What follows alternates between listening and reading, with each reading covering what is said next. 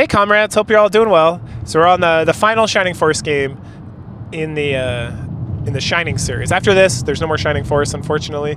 There is a lot of Shining games left. This is game number 10, I want to say, and I think I have 22. So there's like 12 more like other games that we'll see. I don't think any of them, like Camelot, which used to be like Sonic Team something, they like left and they made I guess a spiritual sequel to these games would be Golden Sun, which I vaguely remember playing the first one on my Game Boy like in 2006 maybe or something. There might have been a different game. There was like a thing with Golden Sun, I think, where the Game Boy, if you had like a certain adapter, it would like sense the sun and you'd have more power-ups during the day if you played it outside or something. Anyway, irrelevant to this whole thing. So in Shining Force 3 Scenario 3, which is where we're at, we take control of Julian as our main character, right? So finally, his crew. It's interesting, and I might bring this up as we go along, but most of the time it seems more like this should really be Gracia's quest, because Julian, again, I hate silent protagonists so much. I do. I don't like it. And it's like, I feel like games are so much better when they have like a story written out and like a protagonist that like is engaged, right? I mind it less if the protagonist is just kind of ignored completely and the story like happens around them, because then it doesn't you don't keep doing this like ... thing. Like the worst part about these Shining Force 3 games is just silent protagonists, because there's like it's kind of ridiculous. In the first scenario, it's not as bad because it's just like how it is. Like I played enough JRPGs and other games where it's like you're a silent protagonist. But then we get to, and it still happens, right? I'm playing through the Black Ops games too. If you're watching this, you've been like every other week's like a Black Ops game. But we have the same issue there, and I'd rather just the main character like talk. But in those games, it's slightly less bad because you're almost not acknowledged. And then in the last couple, in like Black Ops 6, for example, sometimes you have like choices and people respond. But the story is not as important, I would say. I mean, the story is so excellent in those games, but like people are there to like kill things and like run around, and there's like so much conversation happening around you in like the stage play that is the Black Ops series, especially the newer ones, that it's kind of like it's fine.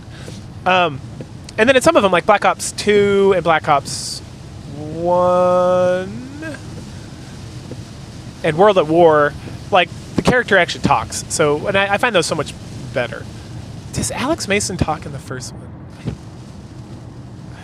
I actually don't remember. I thought he did a little bit, but maybe he doesn't. Yeah, you know what? I don't think he does. Anyway, but that aside, what makes these games so egregious is that, so you play through the first scenario with Symbios, and it's like good stuff, silent protagonist, whatever, and then you start playing the next game, and now Median, who's had a voice every time you've ran into him, doesn't have a voice, and then Symbios does, and it's kind of like, what are we doing here? And then with Julian, it's even worse, because I forget that he's even like the main character, because Gracia, everything surrounds him, right? He's the innovator. He's, you know, it's like in Shining of the Holy Ark, like the main characters are the innovators. So Gracia is the innovator. He's the sole, like without him, everyone would fail. He's the chosen one. He's the last line of defense to get the Vandals. He's driving the plot. Like Julian's just hanging out. And it's like, Gracia, where are we going next? We're going here. All right, cool, let's go. And so it's just like, it's like, and the people like literally like I swear allegiance to like helping Gracia with his mission by joining Julian's force, and you're like, it's Gracia's force. Like, why do you keep calling it Julian's force? He's barely a character in this. He has no lines. He has no relevance. He gets, in the first 3 chapters, the thing with him and Golem get brought up just because you bump into like Symbios and Median and they mention it. They're like, oh yeah, last time I saw you was when we were fighting Golem, right? Other than that, he's like not a presence in here at all. Like no one speaks to him. And it's just kind of, it gets like annoying because it's like, what? I don't understand. And then we literally had a scene at the end of Scenario 2 that when we get it here in Scenario 3, it's like fully voiced. When I say voice, it's written. Like no one has a voice because there's no voice acting. And so it's just kind of like, why? Why though? Like, even, you know, it's like you wrote it. You might as well just write a few more lines or whatever. I don't know. It's kind of dumb. It kind of annoys me. But other than that, this game continues the excellent tradition of the Shining Force games. So I'm going to talk about their tactical RPGs in the vein of like Fire Emblem, with like the, you know, it's like spear does more damage to sword, axe does more damage to spear, and sword does more damage to axe, something like that. And the game picks up right after Gracia and his force leave Median and his force to go defend Estonia from the wall cry, and they join Brisby. And Brisby, the Owlman, is our advisor for this scenario, which is awesome because I remember seeing him in Stereo 2 and be like, oh, that guy's so cool. And then he like pops up and I was like, oh man, that guy's cool. And then it's like, yes, we get so much of him. And he has a good character arc in this, like, you know, very good. Okay. So we start off pretty much where the post-credit scene was. We're on a ship. There's Captain Domino. He's speaking to Brisby and another individual about Prince Midian and everything that occurred in like the previous game up to that point. And the new person that we're introduced to is Kate. Kate is our archer, our main archer for this. So she is the best character in your force because the archers in the archers in Shining Force 1 were kind of trash. And then 2 they were okay, and in 3 they're just like baller. Like they are so good. So she's so good. Like, she's always like the highest level. I like can't use her in levels because she just like destroys things in one hit. Like it's awesome. And then Brisby brings up Symbios as well, and they talk about how Symbios inspired Midian, which I guess is a conversation Midian had that we didn't hear because he was not protagonist last game. It's fucking stupid. And then he also mentions Lord Conrad as the finest general in the Republic, and that of course his son Symbios would be a fine general as well in that regard. He mentions hating Lord Conrad specifically because he is the sole reason, well not the sole, but he's like the main reason that the Republic was able to form is because he was so powerful of a general and so inspiring and such a sweetheart. And he really like dick rides Lord Conrad for somebody he clearly does not like, because essentially he blames him for like messing up the Empire. And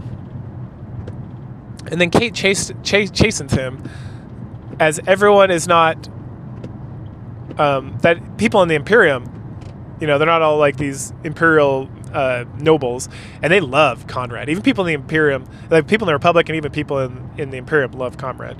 At that point, Don Hort rolls in, and he brings up that there's an economic crisis in the Republic, and that they're having a lot of problems of their own, and that though the Republic is a noble idea, that they still have issues. And so the same issues that plague the Empire, which is like the corrupt, awful officials, kind of also cause problems within the Republic, and there's a reason there's like a hoarding of food and there's drought. And he talks about how the main problem is corrupt leadership, right? When you have corrupt leaders, when you have corrupt oligarchs, when you have like a legislative branch that's full of corruption, where people are making investments based on things that they know based on their jobs, which is 100% illegal, that you end up with this corruption, and then people can't survive, and then it makes it hard for like a republic or an empire to survive and help the people, which is fucking based Don Hort from like 1993 or whatever this fucking game came out. I think it was late. It's like 99 or maybe 2001. But fucking based Don Hort. You've grown a lot in my esteem from these comments.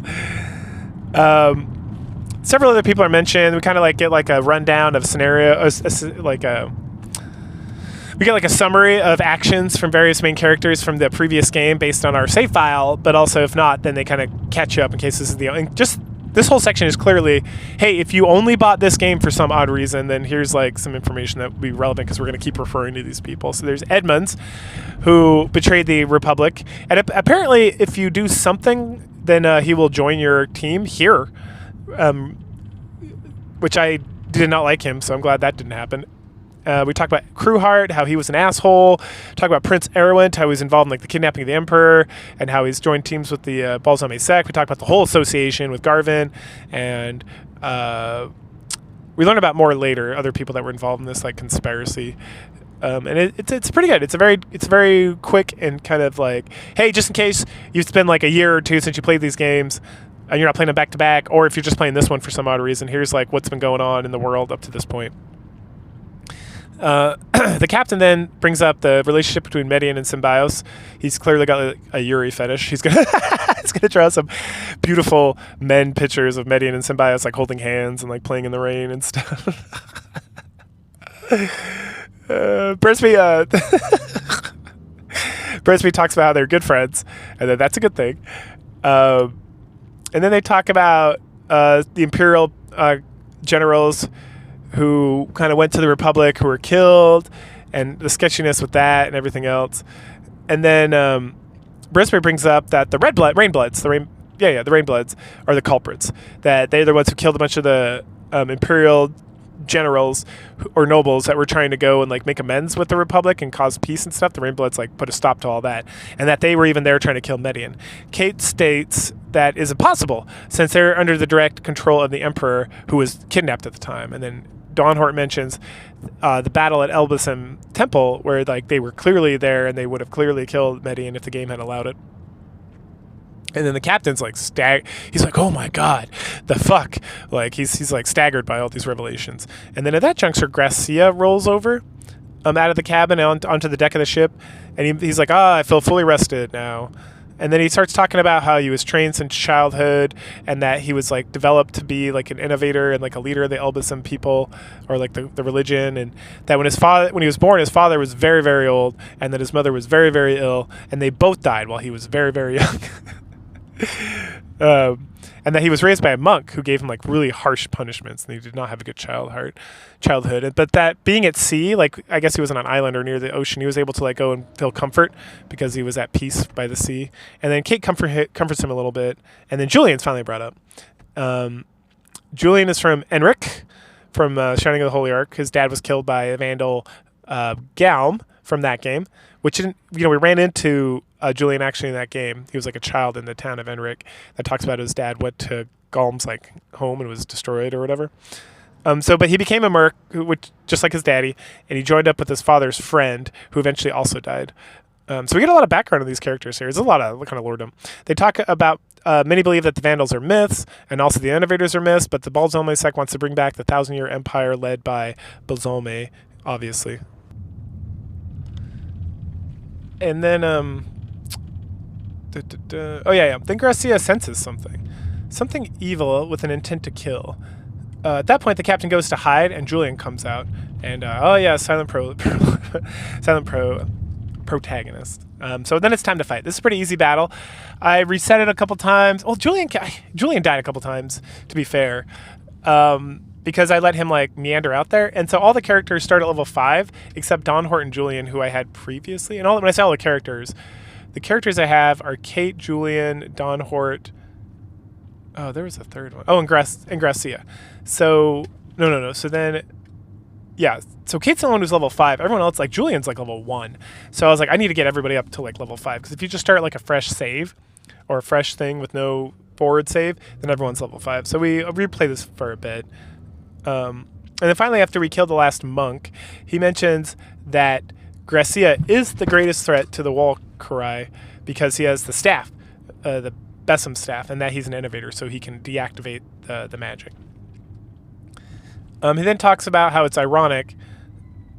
I can't remember why he talks about that. It's ironic, but he warns Gracia for some reason that the Emperor wants him dead and that he wants his staff, which is something we already knew from the previous game. And it's obvious he wants him because Gracia is the only one who can stop his like wicked plans of trying to reunite his empire. Whatever. And then also when we went to go save Gracia in scenario 2 and get the staff, we were being accousted by the Rainbloods.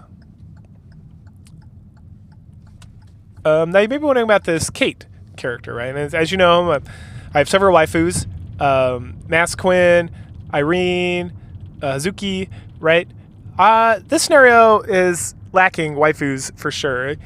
I'm gonna be honest. Honesty shows up a little bit later, but I kind of moved past that. At first, I was like, "Ooh, hot centaur babe," and then I was like, I changed my mind. And so, what about Kate, right? So Kate is like a plucky archer who definitely has a crush on Julian, but I'm not really feeling it. Well, we'll see. There's a couple other chicas that show up a little bit later, and we'll make the judgment call on them. But going back to Kate. She's kind of cute. She's got this like fun hair thing. Her personality's, but the problem is her personality is kind of blank. It's like cute enough, I guess, but it doesn't really make up for like not being a babe in her portrait or when attacking. So that's a waifu pass on this one. Although being an archer does make her fucking like leet as I'll get out. So then we talk about whether saving the Empire is counterproductive to what we're trying to do. But Gracia and Julian agree that fighting the Vandals is priority number 1, and that if by fighting those Vandals, by destroying the wall cry. If that helps the Emperor, then it's like, so be it. At that point, we can ransack the ship. At this point, we're hanging out with Don, or Julian's hanging out with Don Hort, and he gets tired of sitting around in the headquarters waiting for the boat to actually get anywhere. So then he heads up to the main deck, and this is where we get a repeat of the after credit scene from Scenario 2. Is recording? Are you recording? Yes. Okay. So then the guys, on the deck, the captain and whatnot, they see a lighthouse. It's Dystonia. Don Hort tells everyone that we're there. It's time to get to Dystonia. Hey, we did it. He makes his funny comments about Dystonia being filled with corruption and greed, which we shortly see is 100% accurate, and Don Hort is based. 100%. All right. So where does that lead us? That leads us to the end of the prologue, and then Chapter 1 begins officially. We sail into the harbor of Dystonia, and we head to this side dock, as Brisby is anticipating that Balsame sect will be in the main dock area. Unfortunately, there's also some monks hanging out in this side dock. They talk a lot of smack. Kate is like, go fuck yourselves. Heck yeah, Kate. You're a good platonic friend. So we begin the fight. After the fight, the monk there that was all hot and bothered about thinking he could kick our asses reveals that Goryate, yes, is leading the force here, and that he's controlling the wall Kurai with his little staff business. And that they're so focused on the attack that their defense is going to be weak. I don't know why he told us that. We're excited about that, and so we talk about taking out the battalions one at a time and all this stuff. But first, it's time to ransack Dystonia. So while we're doing that, we head to this like super fancy church, and there we meet a gentleman, Father the Scholar. So he's a scholar. His name's not Father Scholar. It was confusing because it was like Father Scholar. He's just like a priest who's also a scholar, whose name is Father. This game's got a lot of weird naming conventions. So Father, the Scholar, he was expecting us to arrive. Apparently he wants to reform the Empire, so its destruction is not the worst thing, but he hates the Balsame sect even more. He is kind of a rebel, and we don't get too much of him. He has like there's like a whole interesting story that could have taken place just here in Dystonia with him, but that is not where this game is going. It has more grand Vandal schemes to be considered. But he really, really wanted to meet Gracia because Gracia is going to, he's the innovator descendant, and he's the one who's going to like unite the clans and create the ultimate battle against the Balsame sect and defeat the Vandals like once and for all, or in this current iteration or something. Anyway, so he mentions that Gantrick and Brisby were his contemporaries, but also his rivals, because that's the way the court intrigue was. It's like Brisby, Gantrick, and Father were all advisors for like the princes, and they were all trying to like one up each other and help the princes like rise to power, right? Because Brisby was technically still is the advisor for Majoron, and I guess Father Scholar doesn't say this specifically, but he mentions that it seems like he advised Erowent until Erowent decided he had enough of that bullshit, and Father got disillusioned with like the whole Empire situation, wanted to like take everything else. So and once he realized that, that's when he's like, I'm going to become a priest. So then he became a priest of El Basim, and that's why he's here now doing this. And he also started the Resistance Force. Kate is like, oh, so you're the resistance leader everyone's been talking about. And it's like, okay. Yes, there has been a few people in the town. I don't talk about it so much because usually when you wander around town and talk to people, they tell you a lot of shit you already know. And sometimes they like talk about things that are like very loosely associated with what's going on. So every once in a while you get like a gem, and usually it's kind of like very irrelevant stuff. Unlike a lot, and that's like the one downside about these games. I think I mentioned another downside, but one of the major downsides is that in a lot of role-playing games, you hit into a town and it's fun to like talk to everybody to hear their like take on the story about like what's going on and like their lived experiences, I guess, in terms of the overarching narrative that's playing out through the world. Here you kind of get that, but it's a lot of like, I like getting drunk at the end. Oh yeah, I heard about this thing that you just did. That's crazy. So and so's still alive, and you're like, okay, it's a lot more rambling. So it's kind of like, yeah. So anyway, so Gracia is like, so wait, are you trying to stop us from going to Dystonia? And then this dude Cyclops states that the Empire wants Gracia and the staff. Specifically, the Rainbloods are like super hot and bothered about it, and we're like, yeah, motherfucker, we know. But if you never played any other scenarios, it's good to have this kind of a recap, I guess. So then Father and Cyclops counsel about the willingness to take the risk, about how we're willing to do it and whatnot. And then Isabella, the princess of the Empire, and Bridget, her like crony / lady in waiting or whatever. She's really not that important. They roll up, and they mentioned that they were supposed to and still want to go with Julian's force at this time. Now, if for some reason you played the game differently than I did and you have Edmonds in your party, Isabel will not join you at this juncture. She'll join later. I had made the right decision, so I have another gentleman joining me later, and Edmonds can eat a dick. We actually saved him later, so I guess that's okay. That guy kind of sucked. I was kind of sad when I saw that he was still alive, and then I was like, all right, whatever. Anyway, so the biggest thing Isabel is concerned with is Melinda. Who's Melinda? Melinda is Median's mom. Oh, you remember Median's mom. That's like his whole motivation for doing all the fucked up stuff he's doing for his dad was to protect her. And same thing with like Campbell, who, does he want to bone her? Again, the MILFs in this game are like the reign supreme. Her, Desharin, Symbiosis' sister, who else is mommies? The mommy patrols. Melinda, for sure. She's the huge MILF in this game.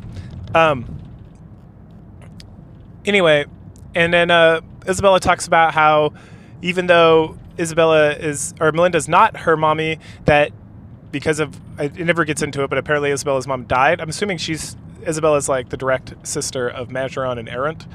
And then they died, or she died, and then the Emperor remarried Melinda, who's like a commoner, because like whatever, he's already got like the royal stock, and then had Median. But because Isabella was younger, that Melinda essentially raised her as her own child, and so she's like mommy to all. And the best part about Bridget and Isabella is that we have another healer, or like the official main healer, and then a mage, which starts off with like spark spells, which is fantastic. So then we have another recap of the situation of the game that we just barely started. So the Imperial Army is having it rough because of the war cry. We have to destroy the staff to stop it. And it's exactly like the Titan from Scenario 1, where Desharin had the staff that was controlling the Titan, and then she like took it to the grave with her so that it kept going crazy. Anyway, it's time to ransack the village more, or the Destonia Harbor. So we're actually in Destonia at this juncture. And then we also find some Imperial troops that are locked up in a factory. And so by like the Balsame sector, we help rescue them so that on our next battle they'll die for us. And we head to the castle. So immediately we see the guys that were rescued. They're like in the middle of this battlefield. They're confused. They're like, hey, where's the wolf cry? Yada, yada, yada. And then we get a warning about hiding or being destroyed. And I was very nervous about this because like, oh, it's none of these fucking things. And if you remember all the way back in Shining Force 1, if you can go back and watch that video, it's one of my best games of 2024 that I played. There's a level that has like this laser bot that shoots in this huge range and hits everything in like its path, and it's like devastating. Like it'll like one-shot some of your guys, if not like two-shot them. And then it's on like this super long narrow pathway, and it's like, oh my gosh, it just keeps wrecking shop. Now I was like, god damn, is this gonna be that? But then the Wolkarai is weak as shit. Like it attacks everybody who's like not behind like a rock face or like in a hole in the ground, which is very convenient that someone like dug all these trenches at some point. But even if your guy, and then there's plenty of space for dudes to hang out in there. And even if they're not in there, the thing only did like 10 damage. And at this point, I mean, we're playing like, like the promotion system is like out the window of this game completely. So we're already like, everyone's promoted. Everyone's at like level 12 at this point, or like high, not everyone, but everyone's getting up to like level 10. And so dudes have like at minimum like 40, 50 hit points, and the Wolcry does like 10 points of damage. And then I have two healers who both have aura, and aura is the one that heals multiple people. So I'm not in like a situation like in Scenario 1 where I had one guy like got aura like at the end of the game, right? I have two healers that both have aura, so I just like keep everyone together, fuck the Wolcry, I can do like whatever measly damage it does, and then I heal everybody in one shot, and then just keep like bum rushing forward to kill everybody. So this thing was like not intimidating at all. It's cool looking though. It's like a cool big flying mushroom looking thing with like red laser stuff or whatever. And then so we kill our way through this valley. It massacres those troops that were there to help me. Rest in peace, I guess. Thanks, brothers. And And that's the thing. I don't think it even hits everybody. And like if you're out in the open, it doesn't hit everybody. It'll like choose one person, and then it does like a spark 2 range, so like a big cross. So if it chooses to hit like one guy that's like off on their own, which it will often do, it hits like that one person. So it's like very unintimidating. Like if it hit everybody on the field, that'd be much more of like a concern.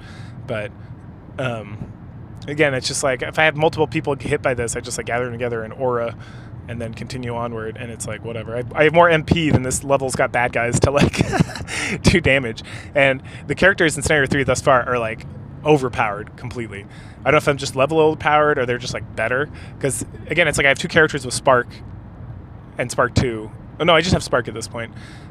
So they're like massacring. That's Julian and Bridget, and then I have 2 healers. I can do Aura, and then I have like Dawn Hort and Kate who just like massacre. And it's just like I just like mosey my way on through this level without like any difficulty whatsoever.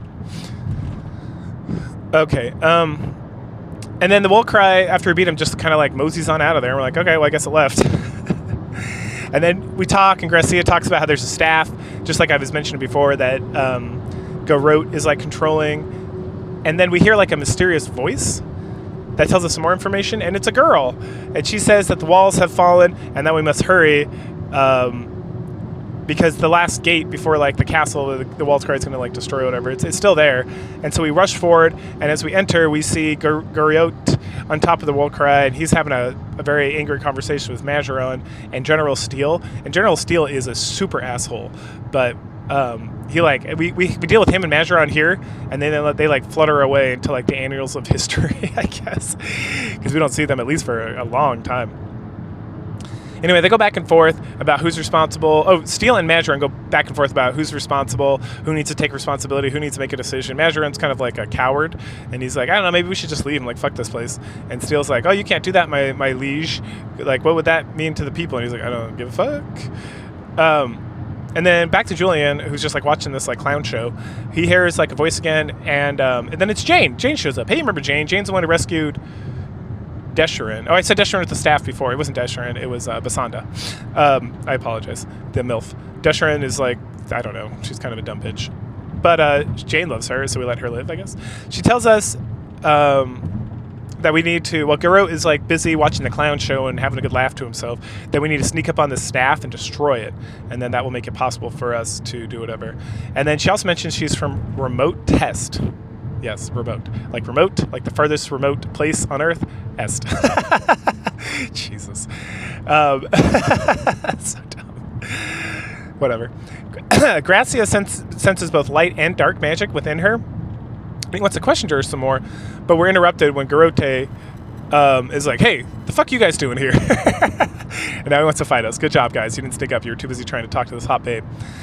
So then it's time to fight. We pretty quickly... let's see. Oh yeah, the power of the Wall Cry gets used again. It's also weak as shit still. So we just rush up to the staff as fast as possible. There's some little walls that like the way the level's built. There's some like walls you can hide behind periodically, but that's almost just like yeah. And then Gracia has this ability. It's like Shining, which uses all his MP. So I just made sure he had like no MP left by having him do most of the heals up to that point, and then I used like the 2 MP left to like cast a spell. That's not true. I think you need at least 8 to use this thing, but then it uses all your MP. So then I used it and it destroyed the staff, which disables the Wall Cry, and then Garrote has to like leap down, and then we kick his ass. And at that point, the Wall Cry like pieces out. And then Jane shows up, she blathers on about something, and then she begs us not to kill Garrote, just like Desherin in Scenario 2. And we're like, yeah, do whatever you want with him, and then they vanish. At that point, Steele and Majoron come down. And then Majoron and Brisby glad-hand each other about, oh, my Lord King, oh, my great advisor, blah, blah, blah, for being good, and sitting around and running for help and all that shit, like whatever. And then Majoron thanks us all... then thanks us all. Oh yeah. So he's pretty magnanimous at this point. But then Steele, on the other hand, he's like, "Hey, you freaks and ruffians, get out of here before we arrest you." And he's like a super asshole. And it's like, the fuck? And it's like, hey man, we just saved you and all this stuff. And then he's like, oh, there's no way the lower classes could possibly save the prince and you need to get the fuck out of here before we do something. How dare you say that it wasn't the prince and me, the general, who saved all the people in this town, you liars. And it's like, Jesus Christ, fuck you. Like, this guy's being like a real asshole about this whole situation. So, and then Majoran's like, oh yeah, that was us, you didn't do shit, and all this stuff. And then there's almost some fight because Steele is childish as shit. And then finally Brisby like apologizes as we get kind of like shunted off. And then Dawnhort goes off about, you know, his like rant about how the Empire is corrupt and broken and how they're a bunch of assholes and all this stuff. But Gracia's like, hey, you know what? We should get the fuck out of here before they decide to do something more crazy, because we've already demonstrated like a pattern of insane behavior. So we head off to Cerebrand. Because we did what we came to do. We came to stop the Wool Cry and, you know, disable the Bolsame sect. That's the main purpose. Like, these fucking assholes, I don't care about these fucking assholes and their like earthly kingdoms and any of that stuff, so whatever. At that point, Majoran is like, oh wait, you want to take the flagship so you can go join up with Median? And then Steele is like, because again, Majoran is just like a twerp. He's not actually like a bad guy per se. He just like lets bad people tell him how to run his life. And then Steele's like, what? Put these peasants on the flagship? We can't do that, Your Majesty, blah, blah, blah, blah, blah. And then Majoran's like, oh yeah, you're right. You guys can just fucking walk. See ya. And then Steele gets like real uppity about letting the rabble come in the first place and try to like solely and take credit for like the great victory of Majoran. And Brisby's like, what the fuck? And then he continues to go on about how there should be a trial for like treason to Brisby and Isabella because they like assisted the rabble and they were like talking shit and doing bad stuff. And then Majoran finally is like, oh yeah, we should do that. It's like, the fuck? What the fuck? And then they shut the gates, so it's time to leave. Brisby is super pissed off, and he's like, I can't believe this happened. I knew the Empire was corrupt, and I guess I played a part in like all this bullshit, just like Father, Scholar, and Dawnhart all talked about, but I didn't realize it was going to come back to haunt me. Why me? Oh, and that's the end of chapter 1. Going into chapter 2, Kate is like, we're in the headquarters. Kate's trying to cheer up Brisby. She's like, hey, big guy, it's going to be okay. And then there's a discussion about how all the higher-ups, all the main power players in the Empire, total assholes. And Dawnhort's like, told ya. I told all you motherfuckers. That's how this is going to go down. And then it gets very philosophical with Brisby about just, like, the ideas of, like, republic and empires and just corruption and oligarchs and stuff. Super based. It was great.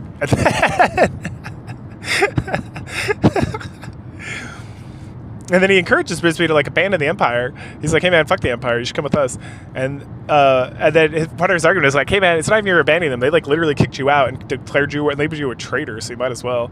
And during this Dawnhort's speech, he mentions that he left the Republic, and that what he believes in is Gracia and his mission, because he's like Jesus Christ, and that he's going to follow him and help him save like the world through like the power of his atonement or whatever. And then Brisby gets very philosophical, and then he swears allegiance to Gracia as well. He's like, I'm done with this fucking empire. I follow Jesus himself, Gracia, and no one else. And then at some point during this whole conversation, I'm like, someone like looks over at Julian and is like, right? And Julian does ... And I'm like, oh yeah, this is supposed to be Julian's the main character in this. He's obviously not. Gracia is clearly the main character of this story, and he clearly takes center stage, and he clearly is making all the decisions, and everyone is swearing allegiance to Gracia. So like, I don't understand why Julian's like even here, to be completely honest. Like, he's okay as a fighter. Like, right? It's like nice to have like a sword fighter, because sword fighters tend to be some of the strongest attackers, and then he's also got Spark and Egress.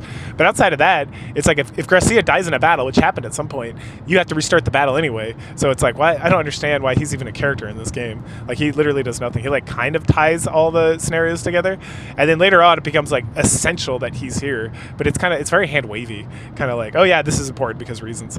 So I was like, all right, whatever. Like, Brisby literally says, I'm here to join Gracia's force to head to the north. And I'm like, yep, that's what it is. It's Gracia's force. Julian's just a side character in this whole story. Anyway. And then Brisby joins the force, Gracia's force, as as the advisor, which he was anyway, so good stuff. And then Kate, like, officially joins the force as well, because this whole time they were just, like, around. But, like, we officially get, like, the so-and-so has joined the force.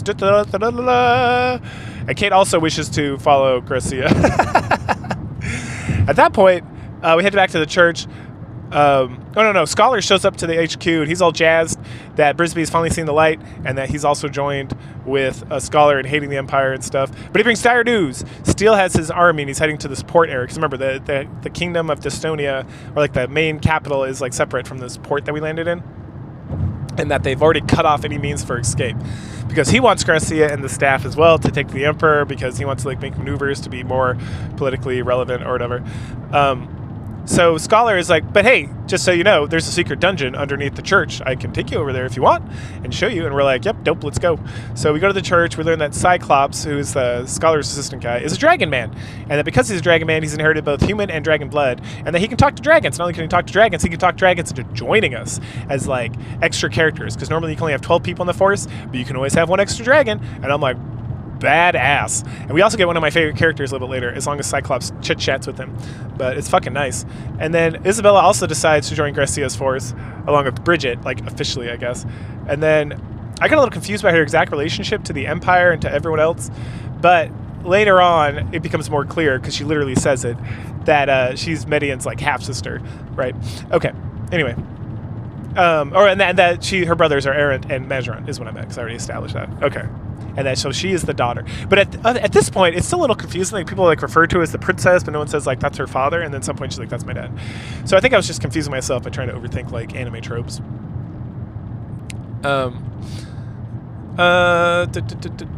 Cyclops is kind of, or no, Father is kind of sad that Isabella and everybody's leaving him alone here, but he expects that it would happen. He forgives her and allows her to go. I guess he's like a caretaker of her or something. And then this passage, she describes this passage in the church that goes through like this mountain range, and it was created by an earthquake, which caused a lot of tunnels in like the nearby mountain range. And it occurred right after the gods separated the land from the sea. So it's one of those things where it's like it was created with the creation of the world. And it's okay. Anyway, we have to travel through there, but there's some evil spirits and a dragon graveyard. Nice. Time to get some dragon action. So we say goodbye, and Cyclops leads the way through the caverns. Once we're in there, we see like there's a whole lot of water. And then Cyclops does some explaining about continental faults or some bullshit. And Darnhart walks up to like the water. He's like, ooh, beautiful fish. And Cyclops is like, stop it! They're deadly! Wah, wah, wah. Gracia then mentions that he senses grief and strife in this area. And he calls out Cyclops, who then admits that the dragon graveyard over here, the reason it's got so many evil spirits in it and whatnot is because years ago thieves went in there to steal scales, which upset the dragon spirits and kind of like put bad blood between like the humans and the dragons. He then says there's 2 exits out of here and we should definitely take the left exit or else. So the battle begins. Near the end, a giant skeleton shows up, so there's like pathways in this level, and we kind of meander over them, and sometimes they collapse, and so characters can get separate. It's pretty straightforward, to be honest. There's like flying fish and whatnot. It's good. It's a good battle. The giant skeleton, when he shows up, Brisbane's like, the fuck is that? And the Cyclops is like, I don't know what the fuck that is. So we kill him, and once we kill him, and the fish and the ghosts and everything, the big skeleton is like, and he like runs over to like the passageway on the left, and he like blows up and destroying it because he's an asshole. So we can't get out the easy way, so now we have to go through the dragon graveyard. That's what the or else was just literally going through the dragon graveyard, which is awesome, because now then we get some dragons. Garcia's like, yeah, it's cool, no biggie. Elbasim's plan, you just got to trust the plan, all that stuff. We get to the dragon graveyard, and it's super eerie, because this is where dragons go to die. And also the dragon guardians that like guard it, and there's a bunch of those. Garcia asks Cyclops to talk to the dragons if the need arrives, and just to remind us that like, hey, have Cyclops talk to dragons. Don't not do that. That's very important to help you just like enjoy the game better. And, like, right. And then Jane shows up and is like, that won't work. And which is a lie because it literally works. And it's like, hey, yo, what's up, girl? And she explains that the Balsame sect is using the dragons. Oh no, they're using some sort of black magic. And Cyclops says, if it's dragons, they will listen to me because I am also dragon, and dragons will listen to dragons and overcome the magic, which he's right. So fuck that black magic. But at first he like tries to talk to a dragon that shows up, and the dragon attacks him, and Dawnhort saves him. But then immediately afterwards, when the battle begins, we can talk to some dragons, recruit them, and then we can talk to like the boss dragon, and he joins us as like a party character. And his name is Thousand. I don't know why. Maybe because he's been alive for 1,000 years. But he's baller as shit. He's like one of the best characters in the game. He's got like so much fucking life. he butt drops dudes for like one hit. He's one hit and like 100 damage, like very shortly after this battle. Like holy shit. And then Cyclops at that point also swears death to the Balsame sect for affecting these dragons and doing all that stuff. And then right before we start the battle, Jane's like, hold up, wait a minute, before you continue, because you allowed me to take a rote away, which pleases me, I'm going to introduce you to my best friend forever, and it's a fucking unicorn. Dope. Dope as shit. And now I'm like, man, Shining Force 1 is still the best Shining game, period, hands down. But this game's really like winning me over. Fucking I get a unicorn. I have a unicorn friend now who can like charm and like cure. It's like a fucking unicorn, right? Like there's not, it has a magic, but all its magic is like unicorn, like relevant magic, like not some bullshit like, oh no, and it can cast blaze because fuck it, why not? It's like no, it can cast like a charm spell, it can cure like diseases, which is like poison and shit, and paralysis, and then it gets like some support spells later on. It's like fuck yeah, dude, fuck yeah, this unicorn, that's dope as shit. And then in this level we get a dragon. Who's a fucking dragon? And it's awesome. So hell yeah, game. We get 2 dragons actually. We get the main character dragon. We can start recruiting dragons. So I'm like, baller, this game, man. Story, it's all right. And then we ask if she's going to join us as well. And then she giggles and is like, "Oh, Julian, do you want me to come be with you?" And then she giggles some more and then leaves. Like, what a creep. And then straight up, Dawnhort is like, "Homie, she wants to fuck you." And Kate's like, "No, she doesn't." And I was like, awesome. That's like all we get. And Julian's like he's got like the embarrassment emoji or whatever on his head. And then Dawnhort's like, "You want to fuck him too?" And it's like, "Old man, I love you." And then old Brisby, like old man's himself, he's like, "Ah, young love, I remember back in my day, blah blah blah." And then at that point we start the battle. Midway through the battle, a white dragon shows up. This is Thousand. This is the guy we can like chit chat, have a chitter chatter with, and this allows us to recruit him, and he becomes like a main party member, which is dope. We also get him to talk to like one of the green dragons that's floating around, and this is one of like the extra characters we can have. So now we can have 13 members of the force essentially, and they don't gain levels or anything. So I kind of just keep them to do like a first hit or to just like mop up some bullshit when we're not like getting levels or whatever. But it's nice to have an extra guy that can like fly around, and it makes a later battle where if we want to recruit a character, we essentially have to fly around it much easier because now we have more flying characters. And when Cyclops talks to Thousand, he explains like the whole situation. Thousand's like, "Okay, dope, I got it." And he's definitely not under the Balsame control, so that's why he decides to join us. And then we head into like the town right past the graveyard, and it's the town that worships like the dragons. And we go to there to rest. But once we're in the villager, we see some villagers talking about like a dragon relic, and then they run off. So we have to go track them down. We find everybody chilling in this cave shrine, and they're amazed that the sacred dragon relic is glowing. What does it mean? It means the sacred dragon is going on a journey that is literally Thousand. Thousand is the sacred dragon. So he's going on a journey. Hooray! So everyone's like, "Oh, very good. That's excellent." And then the elders like, "All right, everybody, that's excellent that our great god, the sacred dragon, is going on a journey. He's going to protect us and defeat evil throughout the world." And everyone's like, "Hooray!" And I was like, that was a very like unnecessary scene, I feel. Like, I just don't know how much like added. It was like, okay, so he's a sacred dragon, very good. I don't hate it. It's just kind of like, okay. Anyway, after the elder dismisses everybody, it's time to ransack the town. After all that, it's time to head to the Barrier Fortress. But on the way, we have to fight our way to the Barrier Fortress. Then we have to fight Defenda. God. What the fuck? The general who guards the Barrier Fortress so we can get out of Imperial Land and head to the Republic. As we head out, we run into Leon. Who's Leon? Leon's a gladiator-style character / lion man or beast man or whatever. The beast men occur in these games. They're not really discussed at much length. In fact, none of the races are really like brought up that much. The elves kind of a little bit as a thing, and also the centaurs, which centaurs are based as shit in this game, so that's fucking awesome. But Leon is like trying to get to the fortress, and he's trying to escape the Imperium or whatever, but he's really looking for us, and he wants to join us. So the army at the Barrier Fortress announces that we have been declared traitors and that they're going to get us because we're traitors to the crown or whatever. So we got to go rescue Leon, get him to join our force so we can use him for a tiny little bit. He's not that good. And then head into the forest. So we have to chase down. One of the fun things about NPCs in a lot of these games is you have to go chase them down and talk to them in the battle to get them to join you, which is like an interesting mechanic that I don't disagree with. But the funny thing is these characters will like show up, be like, "I'm here to join your force," and then they run in like the opposite direction of where your force is at, and they'll usually run to commit like suicide by enemy combatant, like instead of helping you out. So you have to like take your fastest people and just like run at them as fast as possible. This was like Hazuki. This is Leon. This was Stella was not. She was like the bad guy, but you could talk to her instead of fighting her, which gets unlocks other things later on. But again, it's like an interesting mechanic, and it gets. Like the first game, I'm trying to remember. Like, oh yeah, we used it like right away with Hayward, and then I don't know. I'm trying to remember if we ever used it again in the first scenario, like going and talking to people. I think we did, but I'm not 100% sure. And then the second scenario, we used it a few times, and in this scenario, we end up using it like a bit. Like this is, let's see. So talking to Leon, I think this is at least the second or third time we've used it. So we used it with 1,000. And then, no, I think that's it. Okay, so this is the second time, but we end up using it more.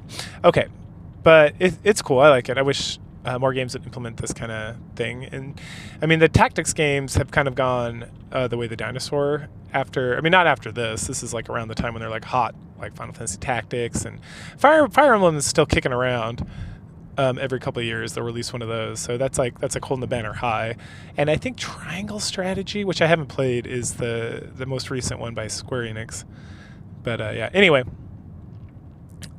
So we catch up with him, and once we talk to him, we get like his whole backstory. He's from the slums of Dystonia, and he saw us at the castle and was like inspired. So he's like, I must join these people and do whatever. And then the Black Knight, who's like the boss of this level, he bemoans falling for our trap, because if they just held out inside the barrier fortress, then they would have to like split their forces, leaving some in the barrier fortress and others coming over here or whatever. And he's like, you tricked us. And we're like, no, we didn't trick shit, man. We just like rolled up and we're just taking advantage of you guys being dumbasses. And then after he dies and we kill everybody, Dawnhorde is like, hey, you gotta if you're gonna be here with us, you can't be so reckless. So be more careful next time. And then Leon gives us the advice that, hey, we should probably attack by two sides, which Brisby agrees to. And this is like the last we ever hear of Leon ever again. With these like massive casts, it's always so funny. So Dawnhorde's going to take a little crew of dudes, and they're going to go to the side, while the main crew, led by Julian, does like a frontal assault to distract the cannoneers and everybody in the barrier fortress. And then Dawnhorde and his crew, they're going to go up this like secret side passage, and when they go up there, they're going to take control of the cannons, and then they're going to help like assault the other cannons and give us some like, you know, reprieve, because we don't have cannons coming from like both sides of the fortress and whatnot.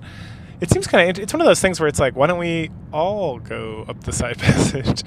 But I don't know, it's whatever. It's not like a terrible idea. It's just like a curiosity to me. It seems, because once you start playing, it's like, well, clearly it'd be more beneficial for all of us to have gone up and just like massacred, and then like, I don't know. Anyway, Brisby, once the battle, like once we get in there, Brisby's like, don't get too close because cannons and such, but it doesn't really matter.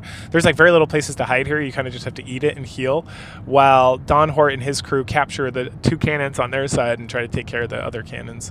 And then once that's taken care of, then Defenda's going to come down, and then we can fight him directly. And we find out that, oh, they lured us in here. Yep, it's a trap, I guess. We literally rolled in here knowing for a fact that this is going to be a fortress we're going to have to be cannoned at while we go in there. And then we set like our own trap by going in the side, but then Defenda is like, oh, it's a trap. And I'm like, what? No, we literally knew this was going to happen. That's not how traps work. Anyway. So Defenda rolls out, and he and Brisby go back and forth, and Defenda doesn't want to fight us, but if he doesn't fight us, then something bad might happen to his family, and like Brisby understands, and that he very much appreciates and understands that we saved Estonia, but that doesn't mean he doesn't have to do his job or whatever. So for the sake of his family, he reluctantly fights, and to me, it's one of those things where it's like, I don't know, I feel like there's other solutions that could have been given here, but whatever. So at that point, Dawnhorde sneaks up the side, and then at the end of the battle, it's kind of slow, because the only way to hit the cannons in the very front, also at any point you can shoot the gate, and when you destroy the gate, Defenda will come down, but the cannons will continually shoot and do like 10 points of damage or so to your characters, and so you really want to get rid of them first just to like make the battle easier, but it's really a slog to do that, and you can even use the cannons to like kill all the guys. You don't get experience for it. But so I don't really want to do that. But so we slowly take over the like right side of the fortress, or the east side of the fortress, and then we use the two cannons there to like blast the rest of the cannons, kind of like in scenario 2 when we had the cannons and the ships. So it's a very slow, arduous process. But once we get done with that, then we blast the main gate, and then everybody jumps down off the side, and then Defenda comes out, and it's time to just completely slaughter his ass. Like, he's weak as shit. After as he's laying there dying, Brisby is all sad-eponymous that he's dying, and Defenda makes some odd comment about his family being safe now because he died and can't protect them, and the Emperor is going to be like, that's cool, you did the best you could, which is totally how the Empire has been functioning up to this point. Whatever. At that juncture, Brisby's like, hey, we got to rush to the harbor to make up time for this. Oh, we lost in this battle or whatever. And so we head out of Imperial lands, which ends Chapter 2. Chapter 3 comes up. We come up to the harbor town of Guarda. Like Gardwa, or come on. Anyway, and we see that there's an Imperial fleet. Apparently, they really want us dead so bad that they brought the entire Imperial fleet over here. So Gracia is like, well, let's just script this fucking town and head north. And then as we're about to move out, Majoran pops out and calls out to us. He is surprised that we made it this far. And then Steele comes out too, and he continues to just be a total asshole. And then Dawnhorde slaps back. And then Majoran mentions that he got a letter from the Emperor, and that the letter stated that, like, Governor Garvin is the one who abducted the Emperor, and that he teamed up with Arwent to do that because Arwent has clearly betrayed the Empire, and Majoran doesn't seem to give too much fucks about that. Like, whatever. His little brother is just literally like an impediment in him taking the throne at some point. And then, you know, both Steele and Majoran mock Arwent for being an asshole and whatnot. And then they talk about, the letter talks about Median saved the Empire, and that they're marching on Aspia, and that, and then Majoran discusses how he's surprised because Median and Symbios are like super homies. Apparently he found out about all that, but he's like, oh, whatever, he's doing the right thing, he's doing that. So we just, you know, discuss the Median and Symbios relationship, and then Brisby's finally like, okay, so, I'm sorry, are we gonna fight, or like what is all this gossipy bullshit about, like, the relationship between two guys that aren't here? Like, this has nothing to do with us. I love that Brisby's like, hold up, what is this? Like, what's going on? Are we gonna fight? Like, I don't understand what's happening here. Oh my gosh. And then Majoran's like, oh no. So apparently the Emperor wants to gift Median something for conquering Aspia. And then Dawnhart's like, well, you can go fuck yourself. We're not going to help him, like, do that. And then Honesty shows up, and she's with Melinda. Melinda is the greatest MILF of all time in these games. She's the MILF of all MILFs.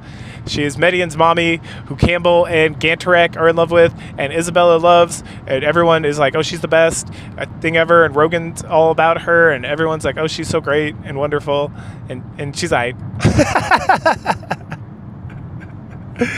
Oh my goodness, this game loves MILF so much. So then Kate loves Melinda, and so then they beg Gracia and his sidekick Julia to take Melinda with us, and we're like, all right, fine, we do. And then Steele and Majoran are like, later, bitches. And they hop back in their fleet and sail the fuck off. And that's it. That's it for them. Good day. Good day, madam. Wow.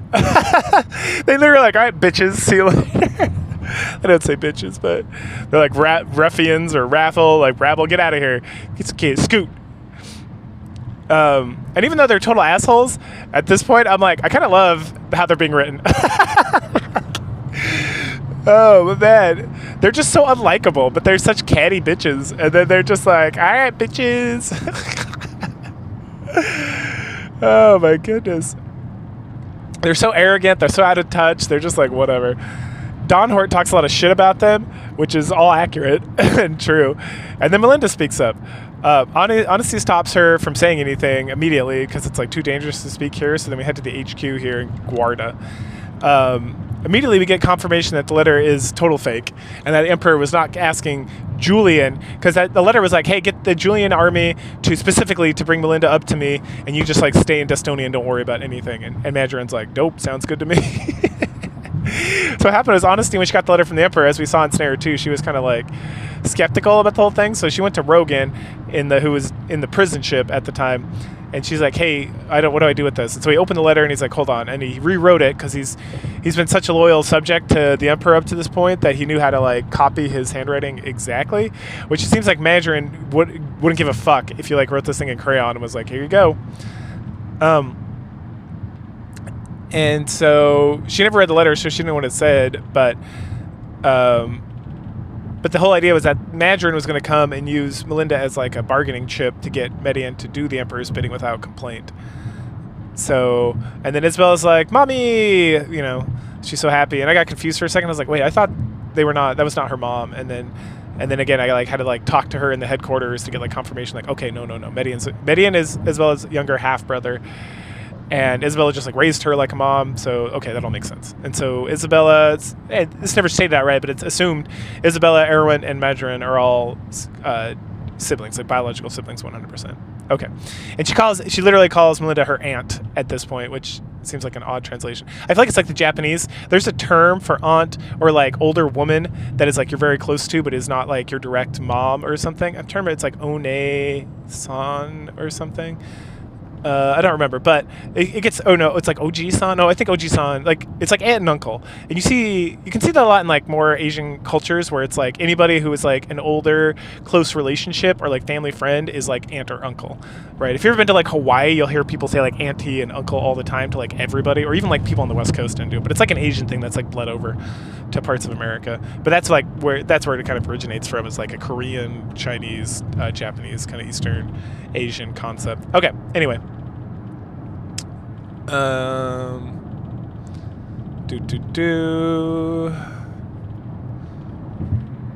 okay. And then we talk a little bit, or Bresby talks a little bit about how Rogan's such a big help to Median, and I was like, I guess. I mean, he just stood there by the Emperor for a while and then like disappeared from the game completely. So I don't know if he's going to show up again. But Honesty's back, and she's cool, and she's a Pegasus Knight who does a fucking lot of damage, as long as you don't get her like overwhelmed by getting attacked by more than like one guy at a time, because she's weak as shit defense wise, but her attack is baller. So it's super great to have her on the team. So now we have 3 flyers, so they get the extra dragon help. Anyway, then Gracia again is like, all right, we got to go to the fucking Aspia and get this battle to stop so we can go to North and solve all the problems or whatever.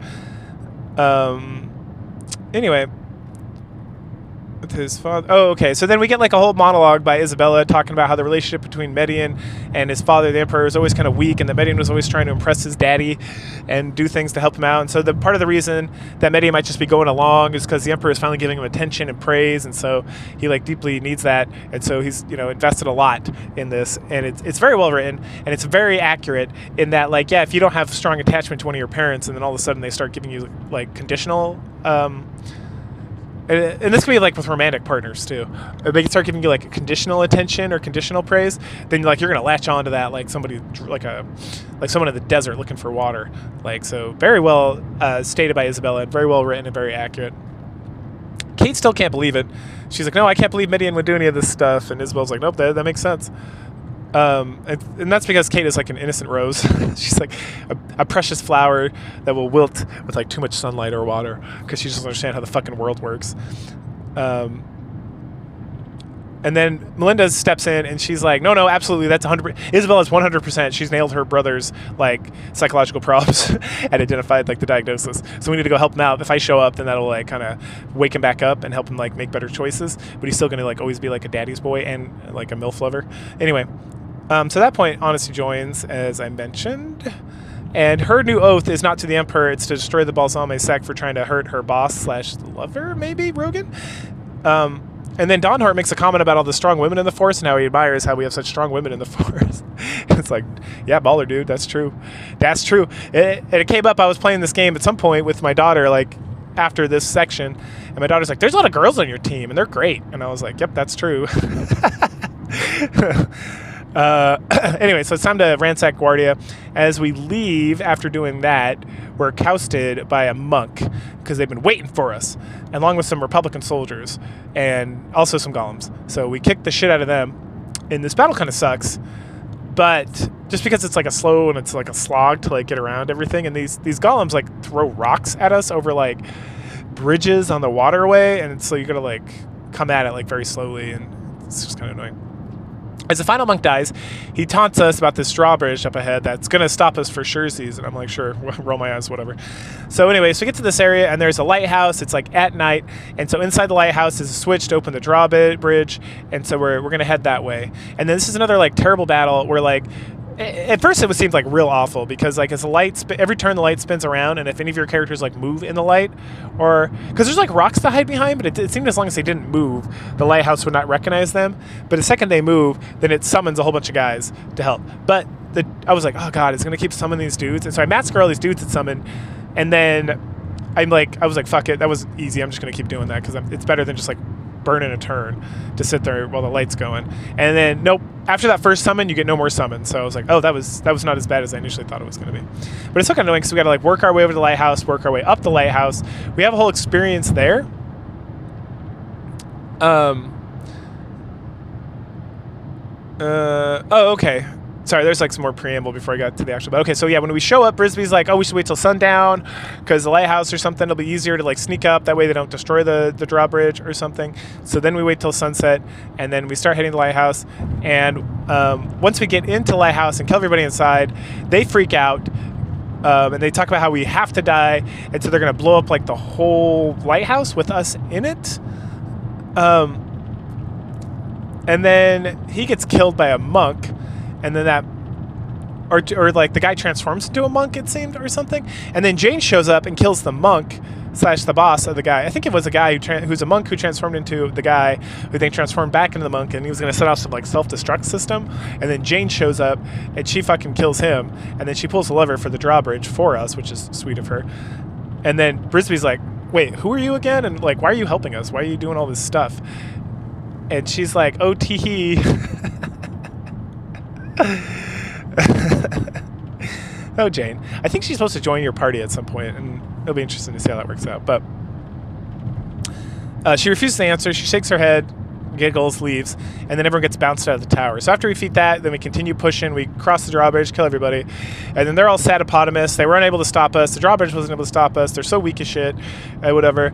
And then we talk about like, yeah, that was super lucky that Jane like showed up and saved our lives, because if they'd blown up that tower, that'd have been like a real downer on our vibe or whatever. And then we see Julian is pretty smitten. They start talking about Jane. He gets like a little heart above his head and his cheeks go pink or whatever and stuff. Anyway, the best they can do in this, like the way the game is set up. But then it's time to hurry up and get going. And Melinda's getting pretty pumped up to see her son Median. So now that we're back in Republic lands, Bearsall is our next stop. And it's ruled by Brutus. If you don't remember Brutus, neither did I, because last time we saw or heard of him was like the very beginning of Scenario 1. And he's kind of like I don't know, like a bird. Like if you think of like an old, what's his name? Dickens novel, and like the rich old like Uncle Scrooge kind of character with like the bulbous head and like, you know, or like or whatever. He kind of looks like that, like almost like a frog, but a man. And he's the ruler of Bearsall, and it's like the richest part of he gets like mentioned in Scenario 1 at some point. He's like the richest person in all the Republic, and it's like, why has he so much money, and how is he able to do this, like secrets and stuff. But this town of Bearsall was completely destroyed, and now it's like the greatest gem of like all of the Republic outside of Aspia. And when we get there, Gracia recognizes that, hey, it's a Seagate, Rogan's ship. What is he doing here? And then, hey, it's Pruden. Remember Pruden? Pruden and Stella. Stella we saved, and then Pruden was saved by her, and then they like are lovers, and so then they headed off and all that stuff. And so Stella's there as well. And then Don Hort is like, what's up, homie? And Pruden's like, oh, what the fuck are you guys doing here? And then Don Hort is like, we followed our hearts. Oh, no. Don Hart mentions that Rogan followed his heart and him and Stella are together, and it's all. And then Pruden and Stella start questioning our armor and what army and what we're doing. Bresby's like, we're not an Imperial army anymore. We're an army of like that follows the light, and we're here to take Gracia, the last innovator, and all that to the north and all that stuff. But that doesn't matter because Pruden and Stella are under orders not to let us pass. So then Isabella steps forward and she emphasizes that Melinda needs to go see Median to stop the war. And Pruden is like, oh, wait, Median's mommy? It's... We all love Median's mommy. This makes them question their orders from Brutus or whatever, and then a monk shows up, and not the fun kind of Elbison monk like Cain or Hera. This is the bad monk, the Bolzalme monks, the ones that like to cause a lot of strife and problems, and that's what they're doing here. And he orders the attack so that we're forced to fight. But Prudent doesn't want to join this. So we start the fight, and then Prudent's like, I don't want to join the fight. I don't want to do this. I don't agree with this. And then the monk puts Stella into like a paralyzing cage that will continually drain her life force unless Prudent like defeats us. And so we end up sneaking around. And this is why it's important to have like extra flying creatures like 1,000. So not just honesty. Because literally we want to keep Prudent alive so we can recruit him.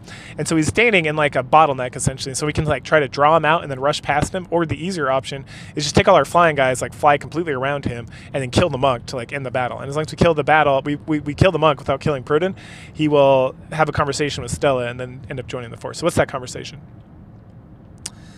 First of all, let's see. Oh, the monk is very sad. He's sad and asks Garvin, like, to the air. He's like, Garvin, please, and Brutus, and Arwent, all of you, please forgive me for not doing this terrible thing you wanted me to do. And then Bresby's like, why didn't you want to fight us? And then we get regaled with the story of Scenario 2, how Stella was saved by Median after they were trying to steal a boat and all that shit. And then Stella is finally freed from the cage. And then she like finishes the story to talk about it some more. And then Bresby and Melinda, they love it. They love a good story. They're like sitting around smoking their pipes. Like, this is dope as shit. And then Proton's like, I'm going to join you. And like, come on, Stella. And Stella's like, I can't join you. I'm done. And it's like, what do you mean you're done? I'm done with this army bullshit. It's time to get my DD-214 and get the fuck out. Also, I'm pregnant. But she doesn't say that. It's like, why? And she's like, well, I just have some things I got to take care of. You know, wink, wink. And then Kate's like, oh. And Melinda's like, oh. And Isabel's like, oh. And one of the men is like, what are you guys talking about? And it's like, you guys are stupid. And then Kate starts teasing everybody once they finally like wake up and they're like, oh, she's pregnant. Shit, that means they had sex. Ooh, and everyone's like all the boys are super embarrassed, and Kate keeps teasing them and joking around. So anyway, so then we talk about Bearsall some more. We head in. Everything I kind of recalled already. And Gracia's like, we got to be very cautious. The sect. But we're curious about like why the Seagate's here, right? And so we need to gather some more information. And so Bresby, Gracia, and Julian start walking around town while everybody else goes and hides in the headquarters. Because there's definitely concerns about Balsame sect being around doing shady shit.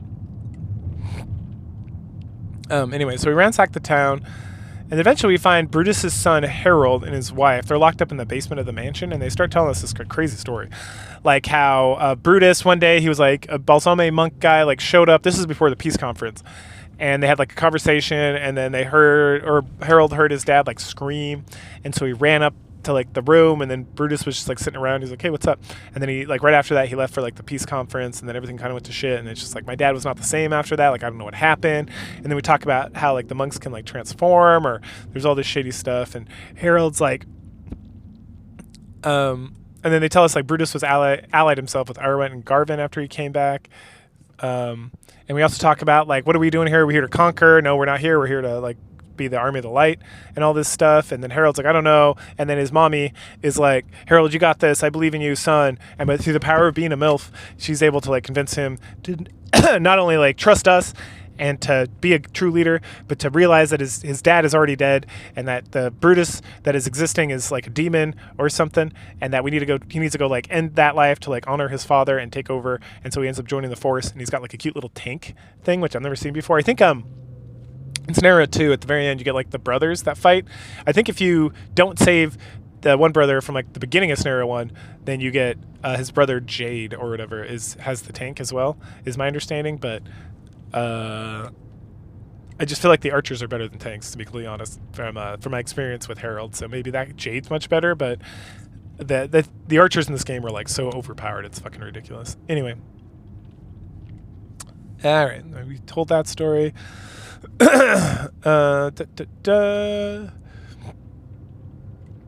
Oh yeah, and so Brutus, or the Brutus doppelganger or whatever, is definitely he's doing some shady shit, and that he definitely left.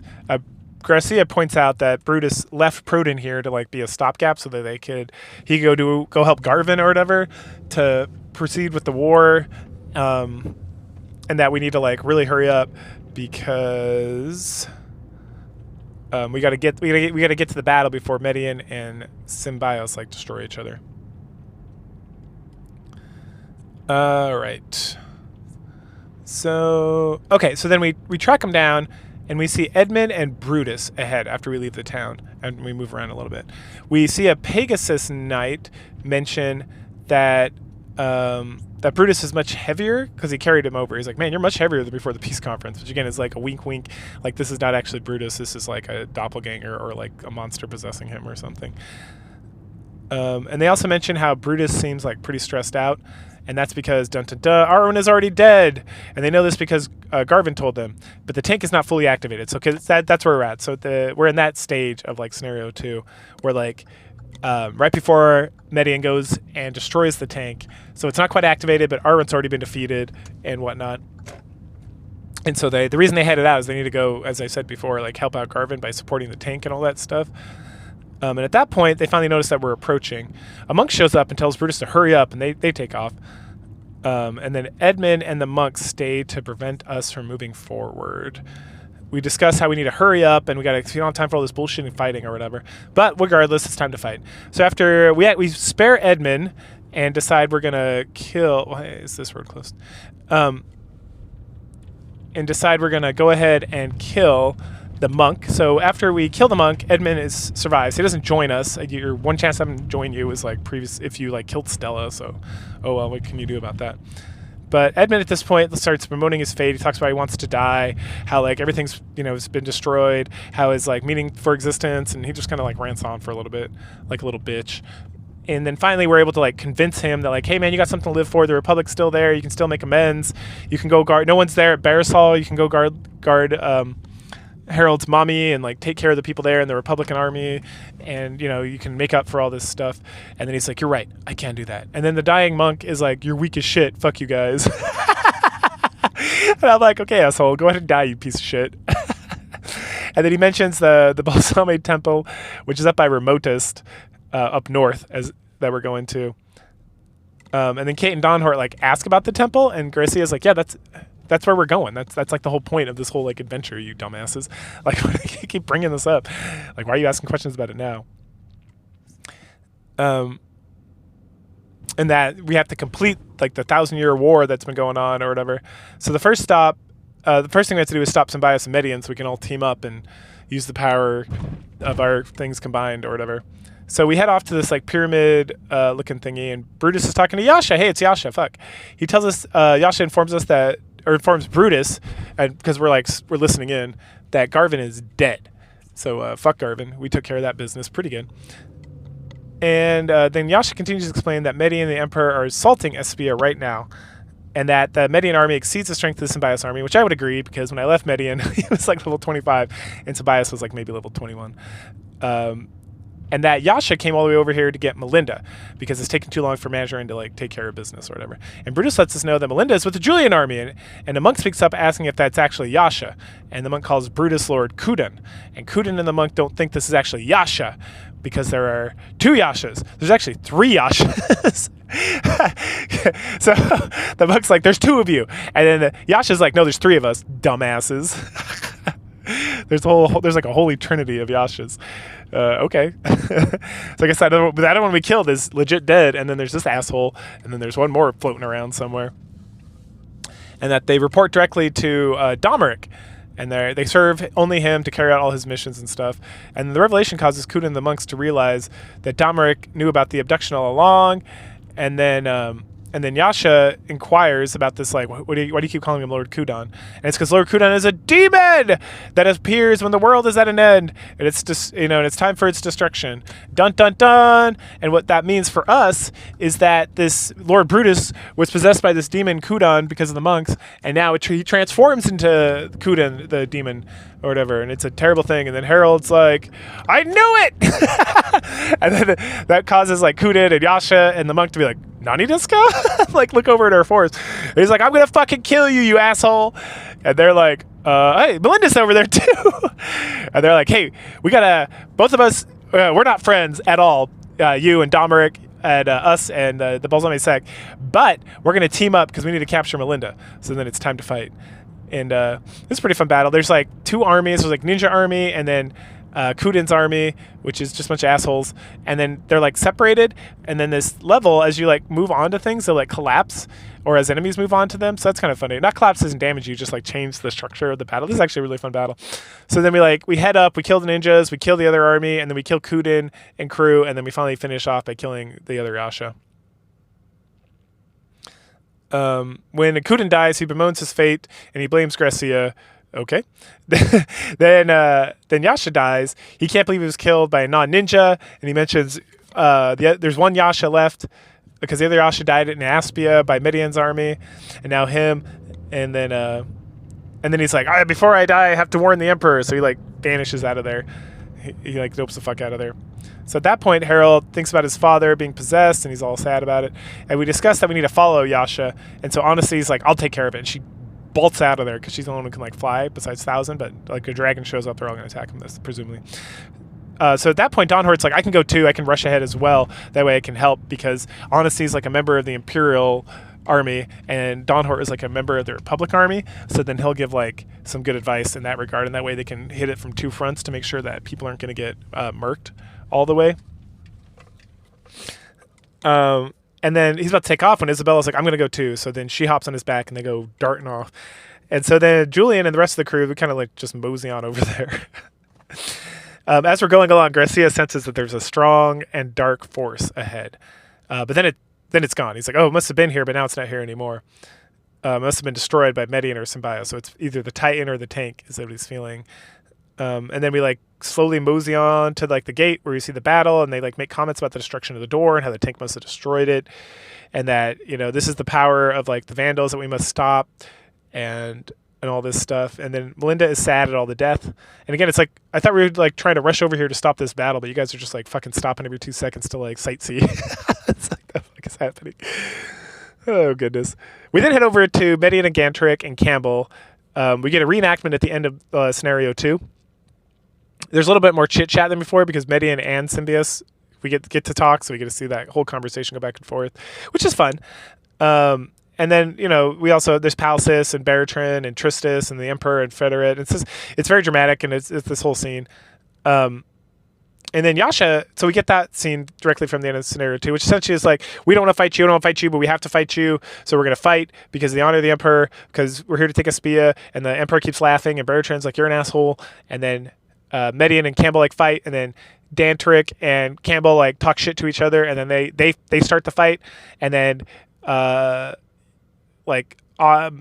Yasha shows up. I'm trying to remember. I think Yasha shows up first. No, Honesty shows up first, and she's like, stop, and everyone like stops and is like, Honesty? And then and then Yasha shows up, and he's like, avenge something, and Dalmerk's like, wait a second. This is all, wait, what did I write? Dalmerk then mentions that it is all, it's all this whole thing is all Conrad's fault because he started the Republic and he was the leader and he symbiotes his dad and all this stuff. And then Honesty is like, well, don't worry, Melinda's going to be here soon. And then Honesty like is like, tee-hee-hee, Rogan changed the letter. Julian's going to be here, not Mandarin. And then he's like, there's going to be consequences for your traitorship. And she's like, I don't give a fuck. Fuck you. I'm not with the Imperial throne anyway. And then Isabel rolls up on Dawnhort, and then they catch Symbiote up because Symbiote is like, who the fuck are all these people? Because he had nothing to do with any of this shit. So he gets caught up. Dalmerk gets super mad at Melinda for being there. And then Dawnhort like explains everything that's going on. So Midian rescued the Emperor. Julian and Grecia went to save the capital. The letter got changed. Melinda came here, and then the Emperor's trying to play victim. Oh, poor is me. Everyone's an asshole but me. And like, shut the fuck up. At that point, Grecia finally shows up and calls the Emperor out for taking advantage of the situation and not doing anything about it, and kind of having schemes on schemes, and also trying to kill him. And then Midian thanks Julian for saving his mommy. Dantrus regales us with stories about how great Julian is. Then other people talk about how great Julian is. Melinda is super grateful to be here. And then Bresby tells his story about the Emperor and Majorin betraying him and the whole shit and saving Destonia. And it's like holy cow, there's so much like recap at the end of this because this is like the end of chapter 3. And how he was fired and exiled. And then Dalmerk laughs and laughs. And he's like, well, fuck it. I guess fate had other plans. I was going to come back and save this thing, but I did my best. That's all I can do. And he honestly seems like he's taking it pretty well. He admits finally they used the kidnapping excuse. Also that he sent the Rainbloods to take Gracia. And the only thing that could have stopped his plans was Gracia, and he did it. And then the Emperor's like, Gracia's like, hey man, we got a lot more important things to do, like the end of the world and like Balsame sect. And the Emperor's like, I'm not concerned about them. The Rainbloods would take care of it.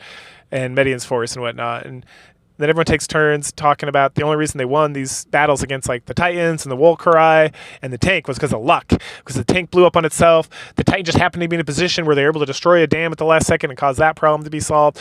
And then the Wolcari, well, Gracia did destroy that, so that wasn't luck. I guess it was luck that he got there on time, or whatever. Let's see. Yeah, I wrote that. Okay, so then Bertrand's like, "Yo, man, let's take care of this existential first, and then if you're willing to fight, we can keep doing that." And then the Palimpsest speaks up because he's like a historian to talk about the Vandal rule and how it's awful and how they're going to subjugate everybody and how we need to focus on this thing. And then finally Gracia is like, the legendary expedition can begin. And so the legendary expedition is going to be the expedition to the north to destroy the Balsame sect or whatever to stop the rise of the Vandals and all this stuff. And then, which is like, we haven't seen Vandals since like halfway through scenario 1. So I was like, if you forgot that this was like a thing going on, then you're not the only one. Well, it's funny because Shining of the Holy Ark, which is the prequel to this, and I think maybe before this, like spent a lot of time with the Vandals. And then you play this game and you're like, that has nothing. It's like they're barely mentioned. The Balsame sect's all about it. And Balsame is a Vandal, but it's like they don't emphasize that at all. So it's like, you're forgivable. It's easy to like forget and be like, hey, it's cool. I forgot to. All right, so at that point, Median's like, all right, Dad, let's head back to Dystonia, and then I'm going to come back and help Julian destroy the Balsame sect. And the Emperor and Federate are finally like, all right, fuck it, the Unification War is over. Wah, wah, wah. And so Bertrand offers to keep Melinda and Median in Espia as refugees because, who knows what's going to happen in the Imperial capital. The place is shady as shit. And the Emperor was like, really, Melinda? And she's like, yeah, bro. And he's like, yeah, all right. He really seems too broken up about the whole situation. He's like, yeah, that's fair. You should be punished for disobeying, even though, according to the letter you got, you're not disobeying. But yeah, it's fine, whatever. And then Symbiosis is like, we're going to join you as well for this grand expedition. And then, so Gracia is like, okay, here's the plan. So Median, you take your daddy back to Dystonia, get him settled, and then take your army and head up north and meet us at Remotest. Meanwhile, Symbiosis is going to go ahead of the force and kind of like clear the path and make sure things go that well. And then meanwhile, Gracia is going to stay with Bertrand and work on Ju Mei Sin, which according to legend is the secret. The secret of Ju Mei Sin is what's going to defeat the Vandals. And so they have to figure out what the solution to that problem is, or what Ju Mei Sin stands for, or what the secret is, so that they can do it. And then Symbiosis is like, okay, well, while we're up north, we'll see if we can find anything out about Ju Mei Sin as well. And then Damric just has like a good old hearty chuckle, which ends chapter 3. All right, so chapter 4 begins. After we're hanging out in Espia, after we stop the big battle, and Julian's like hanging out, he's about to go into the castle, and Brisby walks up and stops him. He talks about how Gracia and Bertrand are still convening about what Ju Mei Sin means and like what the ramifications are of it. And then Melinda's in there just kind of helping out because she's got nothing else to do. Oh goodness. So then he catches us up on like the previous chapter, and again, it's one of those things where it's like, I'm not powering through this game. These are like 30-hour games, these scenarios, each one, by the way. They're pretty good. But, I mean, I play like maybe 1 or 2 battles at a time, like once or twice a day, depending on like when I wake up or like how things are going in the evening or like other shit I gotta do.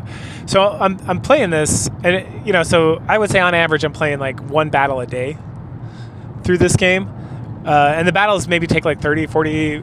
The battles probably take around an hour, only because the story before the battle and after battle is like so intense.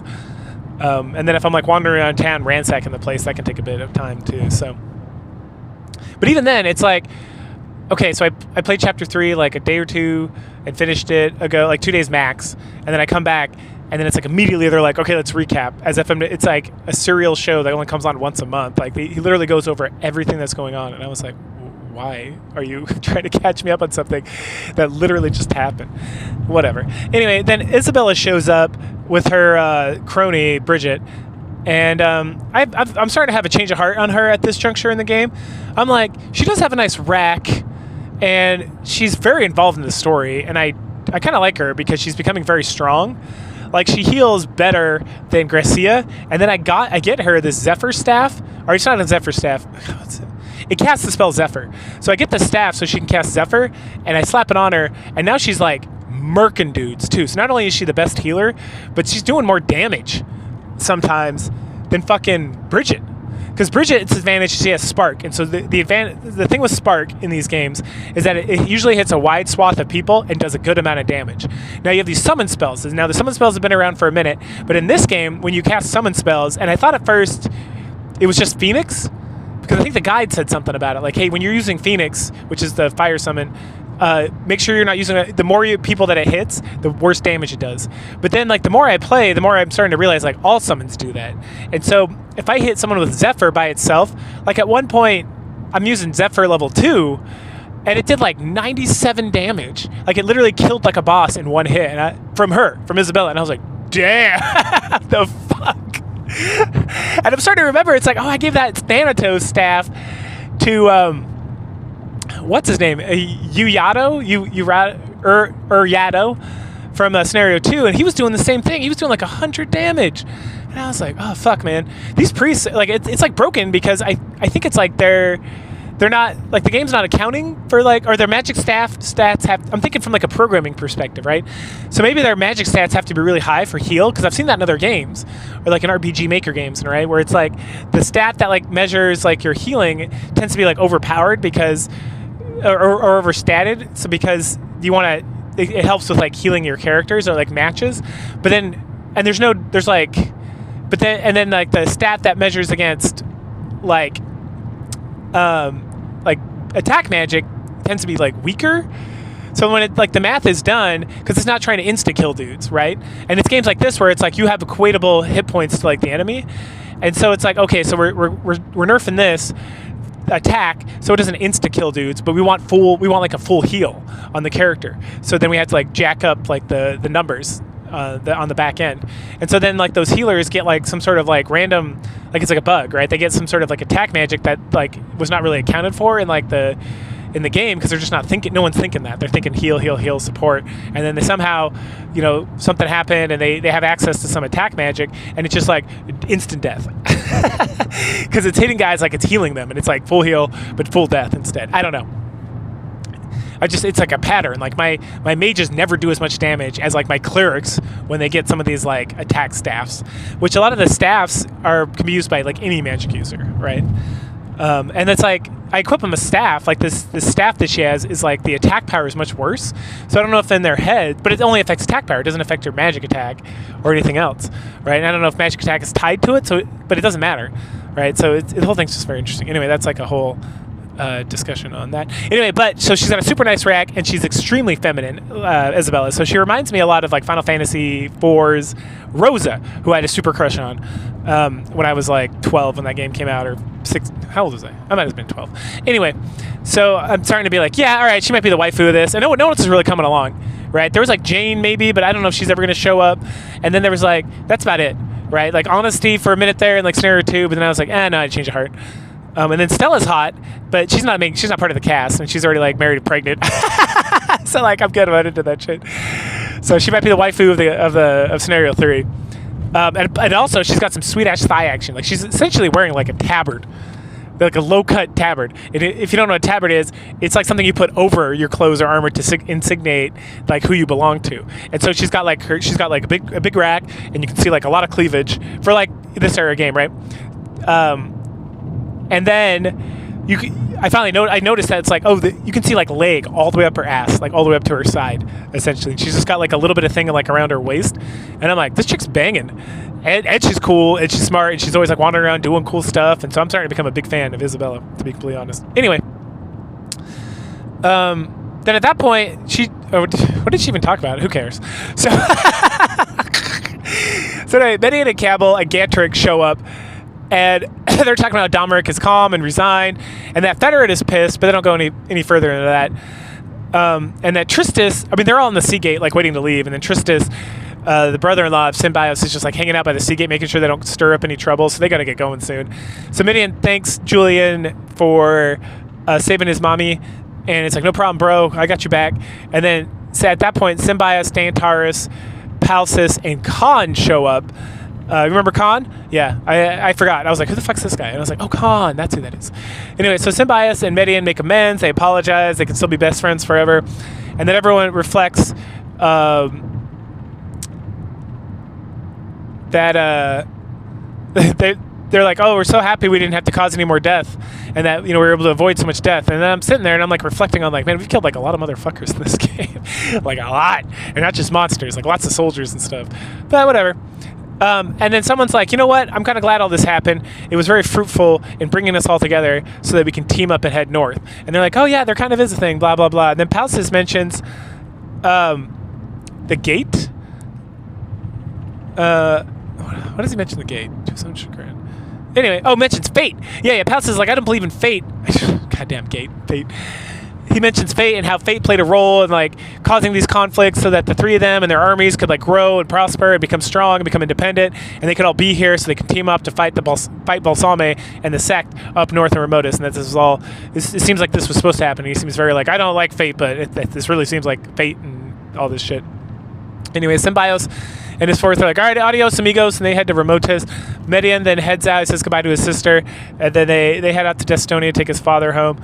And then Isabel and Bridget, they're like, all right, well, it's kind of crazy over here. We're going to go hang out in the headquarters and take a napopotamus. And so they go out. So that leaves Julian and Brisby, who we head into the conference room, where Lady Melinda has solved the riddle of Ju Mei Sin. And apparently, and everyone's like, oh, Lady Melinda, you're so great. And we're like walking right as she's doing it. Gracia and Bertrand are like so impressed with the greatest MILF in the game. And so apparently, Ju Mei Sin is Julian, Midian, and Symbiosis. Which, when she said it, I was like, oh, it's so fucking obvious. Because the J, the M, and the S are capitalized, and then it's like the next letter or two of each one of their names. And I was like, Jesus Christ. And it made me wonder, it's like, you can change the names of these characters. I wonder if it just like changes it to whatever. That'd be very interesting. I'm sure it does. Anyway, so the thing that is going to, so the prophecy says that Ju Mei Sin are going to give power to Gracia so that he can conquer the Vandals and end the 1,000-year war or whatever. So the power is literally Midian, Symbiosis, and Julian and their armies, supposedly the Force, the Shining Forces, are gonna give Gracia the power to seal the Vandals forever or whatever. Oh goodness. Okay. So then it's determined that Brisby's going to stay back and guard Lady Melinda here in Aspia, and that the King Bertrand, the King of the Republic, is going to come with us, and he's very insistent upon it.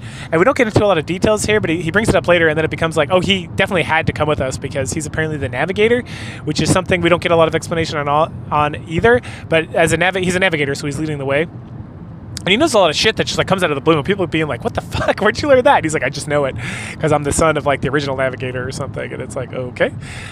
Because at first I was like, why? Because it even gets brought up in the game. It's like, why would the King of the Republic go with all these guys to be in all this danger? And Bertrand's like, shut the fuck up, I'm going. And it's like, hell yeah, Bertrand, we're back.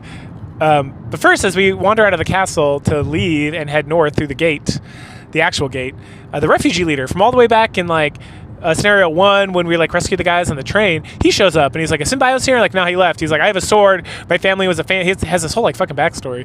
My family was a family of soldiers, and like we fought so strong, and I decided to take a more peaceful path in life, but I had this heirloom and I don't need it, and I wanted to give it to him so he could be strong. And he gives me the Justice Sword, and I looked at it and I'm like, this sword's a piece of shit, so I immediately sold it. Oh goodness, poor guy.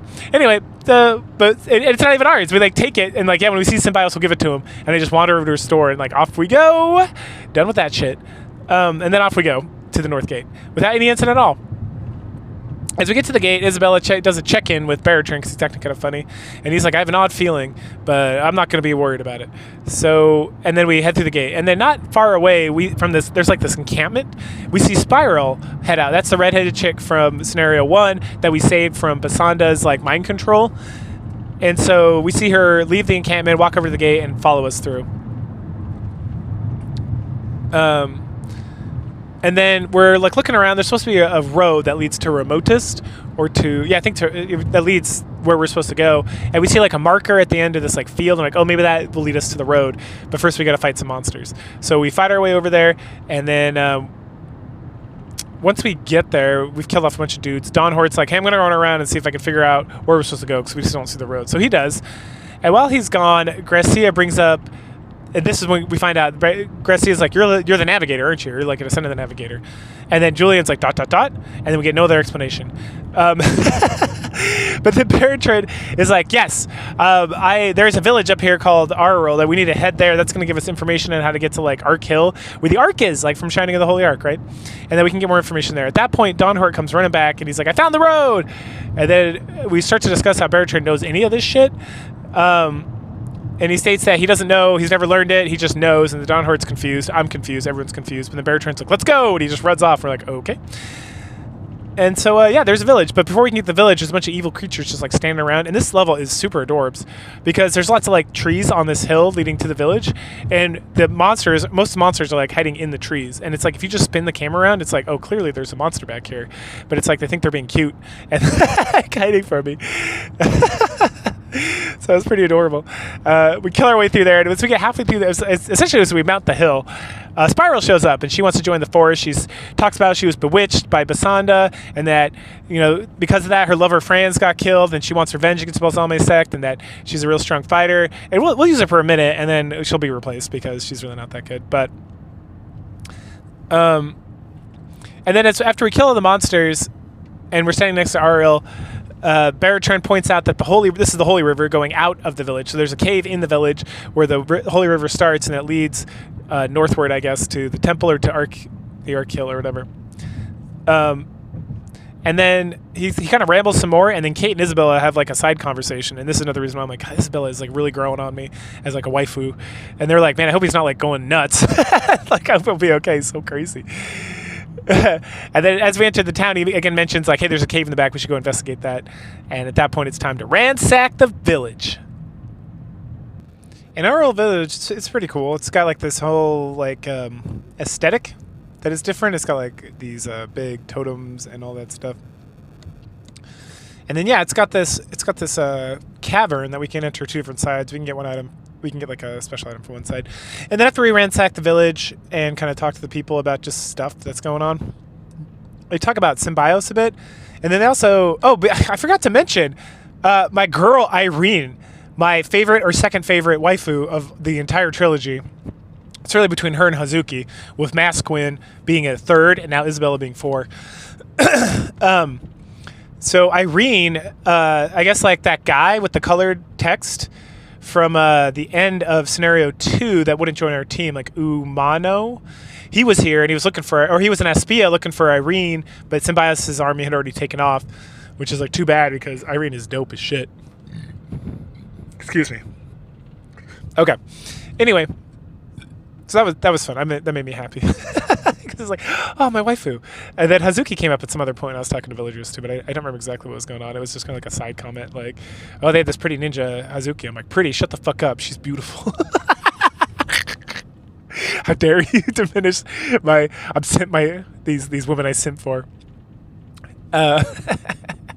Anyway, inside the other side of the cave, not the one where I got the treasure from. I don't remember what I got. This might have been where I got the Ankh that let me do the wind magic, the wind summon with Isabel. I can't remember. Because I remember it was like around this point, I was like, man, she's like fucking killing everything. I gotta like hold her back. Like she's like crushing it. Anyway, so then we wander into this cave, and it's, let's see if I can say this correctly. Oneanera, who's some chick by a big crystal at the beginning of the river, and she knows Bertrand, and she knows that Bertrand's a descendant of the Navigator, and then Bertrand like knows her kind of, and he says a bunch of stuff that's like he shouldn't know, but he knows. And then she mentions that, oh, I don't just know shit because I'm like a descendant of the Navigator or some other random bullshit that you're talking about. There's a guy, our friend Same, who's been in like most of these games, I think. Who's a samurai of the Republic. He told me that about you and about everything that was going on, about being a navigator and stuff. Bertrand explains to her that they solved the Jume sin, and he's like, what does it mean? Or she's like, what does it mean? And Bertrand tells her, and she's like, okay, dope, that sounds good. So what about the innovators? And Gracia is like, I'm an innovator. And she's like, okay, go touch the crystal to accept your inheritance. And he steps up and touches the giant crystal, and the crystal declares that Gracia is not a true innovator yet. Wah, wah, wah. Oh no, what are we going to do? How are we going to stop the Vandals and all that shit? Gracia is very disappointed in himself. But then One Anera comforts him by saying that, like, hey, you have the descendancy of the innovators, and you're also a spirit bearer. So what you need to do is you need to go to Ark Hill. Yes, Ark Hill, and evolve. Hey, it's the Ark. Yes, excellent. Shining of the Holy Ark. It's connected. I read something somewhere that Rudy from Shining of the Holy Ark is in this game, and I have yet to meet him, unless he is like one of these samurai or ninjas. Like, unless he's like Hazuki's dad or something, and it's just like the name wasn't the same. I gotta look this up later before I finish like playing through this game, so I can talk about it in this video, because I'm like super curious. Because I'm like, there's like Galm is the connection with Julian, but like I could have sworn I read that like Rudy shows up in this game, and I'm like, I'm almost done with this fucking game. Like I'm like there's like 2 chapters left after this, and that's it. There's no more. So he better fucking show up, or I might have already met him, and it's just the name was different because of translations and stuff.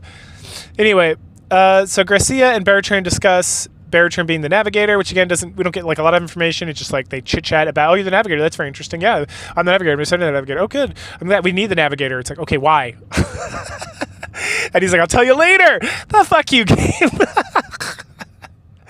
Oh, fuck you. Anyway, so the next up, we have to follow the river, the Holy River, because it's take us to the city of Maya. And Maya is the city that guards the Ark Hill. And then we can get to Ark Hill, and then Gracia can become, a true innovator by evolving. All right, cool. So onward we go. After leaving Arul, the group then this scenario 3 does this. I remember the other games kind of doing this, but this game does it like so. It's like, okay, so we just sat there and we had this whole conversation, chatted about everything. Then we walk out of the town, and then immediately they sum up the situation. It's like, okay, so let's talk about what we just learned about. We need to go to Ark Hill, so Gracia, and I'm like, holy shit, game! You literally just walked me through this whole process in like essentially a cutscene. Like, why are we summing this up right now? Like, this literally just happened. Like, it's not even like the next chapter or the next day or like later on in the series. It is like this literally just went down. So like, the fuck, man. And the whole thing, it's like, okay, so Midian's going to take the Sea Gate after he drops his dad off and meet us up here, and Symbiosis is already there, and so we got to go to Ark Hill, so we got to hurry because they're going to get there before us, and we want to make sure we all meet up, so because Gracia needs to evolve, yada, yada, yada. It's like, oh my god, damn, for real? Anyway, so then now there's another fight, obviously, heading up the river, so we fight, and at some point Bertrand's like concerned because there's an Imperial battleship that rolls up. And he discusses a little bit about the implications of it arriving. It could be like a force from the Emperor, something going to happen to Midian. There's all this stuff. It could be trouble. So it's time to keep rushing forward. And as we enter the next like battle stage, Bertrand starts to shake. Like his sprite is like physically shaking. And Isabella's like, hey, sweetie, you doing okay? And I'm like, oh, Isabella, you're the best. And it's like, hey, we should take a break so he can like chill, because I think we're pushing him too hard because he's like an old man, I guess. And Dawnheart's like, yes, definitely. But so we chill for a little bit. He says, hey, I'm good. And then we move forward a little bit more. And then there's a samurai, Jubei. He tells us, hey, you better watch yourselves. There's some suspicious shit going on and someone's following you. And then he points out, and it's the Rainbloods. Oh, no, we finally ran into them, finally, to fight them. But it's just the pawn, and the bishop. And then we find out there's 6 Rainbloods total, and that they split into 3 groups, 2 each, and each has a specific mission. Each one is to attack a separate army. Jubei taunts them for a little bit, and he talks about how chess and how fighting together in chess, and that's how they're going to win, but because they separated, they're going to be weak, and because they're weak, we're going to be able to beat them. We also learned that Jubei is from the Eastern Kingdom, which was destroyed, which... I don't know if he's talking about Enric or that, like, this came up in Signing of the Holy Ark too. Like the kingdom, it seems like the kingdom was destroyed like a long time ago, unless this is a different Eastern Kingdom. But if watch my previous video, which is now, let's see, 1, 2, 3, 4, 5, 6, like a month and a half ago, this video came out. But at the Shining of the Holy Ark video, there's a town of ninjas that were like part of this other kingdom, and then they had to like escape for whatever reason and came to like the area where Enric is, where like the Shining of the Holy Ark game takes place. And so I don't know if this is like related to that directly. So that's what I'm saying. Jubei might be Rudy, but I'm not sure because he's a samurai, and Rudy was definitely a ninja. Anyway. Okay, yeah. So that was fun information. It's just like more world building, right? It's good stuff. I enjoy it. So, okay, the battle starts, and immediately Jubei does that thing that I complained about much earlier in this video, where he just like runs off to commit seppuku by the Rainblood. Like, he's just like, I'm going to run at them as fast as humanly possible so they can murder me. And so we have to chase after him, and we finally catch up, and we talk to him, and he joins our force, and then we gain control over him, and then he dies immediately afterwards. But because he's already joined our force, we're good to go. We don't have to worry about that. And when we talk to him to join our force, he talks about the Shogun, developing his unique fighting technique, and he calls it something Japanesey, I can't remember. And then we beat the shit out of the Rainbloods. Like, they kill a couple of our guys, but like, in a force of like 13, or it's 14 because I have the dragon and then Jubei joins. I think we lose like 2 or 3 guys. At that point, the bishop tells us that they're the weakest of all of them, and everyone else is stronger, and that the other armies are fucked. And for the most part, we just like ignore his ramblings. She's like, all right, bro, shut the fuck up. Anyway, we discuss finding the city of Maya before it gets dark, and then everyone's outside looking around and looking. There's like difficulty. Everyone's like, I don't know where the city's supposed to be or not. And then at some point, Kate's like, hey, do you guys hear that? And everyone's like, what? And so we all gather around her, and it's like, yeah, I hear like a buzzing sound. What is that? And then we look up, and apparently it's the Maya village. And the reason why we haven't been able to find it is because it's flying. That's right. And the Baritran's like, come, they will accept us. I promise. I'm the navigator. And that wraps up chapter 4.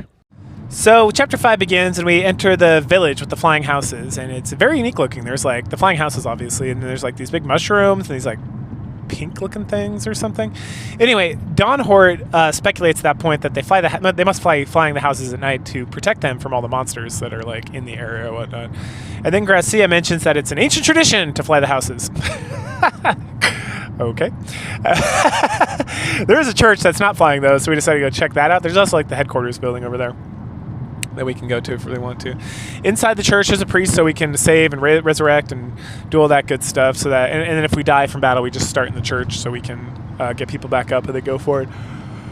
Inside there, before we head out, we discuss more about the flying houses, and eventually we come to the conclusion that there must be some sort of danger hiding while they're asleep, which is something we've already like addressed. So I don't know why that got brought up again. And then there they are. Those are the monsters. Oh no, time to fight. So we kill our way through the monsters, and there's a whole lot of them. They keep popping up.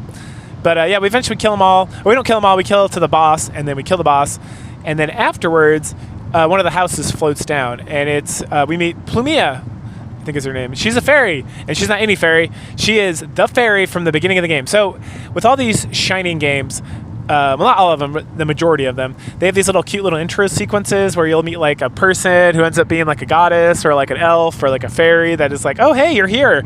Wow. Are you ready to start your adventure? There's a great story to be read, kind of bullshit stuff. And with the Shining Force 3 games, there's this old man wizard and there's a fairy who's like, oh, you're here. Good. He's been waiting for you. Ah, old man, you're asleep again. And she like slaps the shit out of him. And then he's like, oh, hey, you're here. Good. Something. You must save the world, blah, blah, blah. But this is that fairy. That's literally the fairy from the beginning of the game. It's like, oh, that's cool. That's kind of fun they did that. And then we find out that the elder of this village that we're gonna go see is the wizard from the beginning of the game. Oh shit, he's some sort of like neutral party that just like observes, like the Watchers or whatever from Marvel. And he's like, oh hey, what's up, fella? Wow.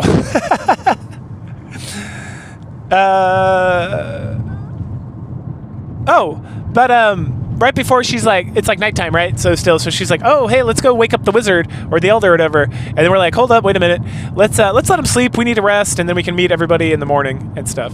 So then we head to the headquarters to take a little napopotamus. Then afterwards, we go see him, and he knows everything about the quest, obviously, because he's like the one telling the story or like directing everything.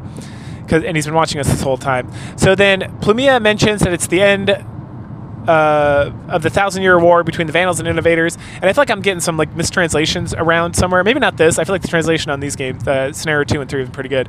But in Shining of the Holy Ark, I thought the 1,000-year war happened like a long time ago, but apparently it's like concurrently happening, and the Vandals and Innovators are like still fighting. But I could have sworn in Shining of the Holy Ark they talk about this thing as having occurred in the past. But we also know that Rudy is like occurred in the past, and that Julian was literally there when they were doing Shining of the Holy Ark. So it was like a while ago, not like super long ago, maybe like a decade or so ago. Whatever. The old man takes us up in the sky to show us this desert, and he's like, there's the Ark Hill. That's where Gracia needs to go to like evolve to be a true Innovator. And we have to go figure out how to like raise the monument up. And then we go even higher above like way above the clouds, and he points out like, there's Remotus. And then someone's like, oh, there's the Balsame Temple. How do we get into there? And he's like, oh, I guess you have to figure that out yourself. No, just kidding. He's like, oh, we got a book. The book will tell you how. So we go back down, and then he sends one of his like minions out, and the minion leaves and comes back. He's like, book's gone. Balsame Sect took it. And he's like, what? Why would they take my book, those assholes? And then someone's like, yeah, they've been taking a lot of stuff. Like, they'll come over and be like all friendly and shit, and then like when they leave, they're like, book's gone. They're like, man, fuck those guys. But apparently they come here all the time. So there's like a lot more to this Balsame Sect. Like, they're not just like complete assholes and evil people. They're like hanging out and doing stuff. Then there's like the high priest trying to resurrect Balsame and like end the world, and those guys are the assholes. Well, okay, whatever. So we'll just figure out how to assault the temple later. Like, no one seems that like everyone seems pretty nonplussed about the whole situation.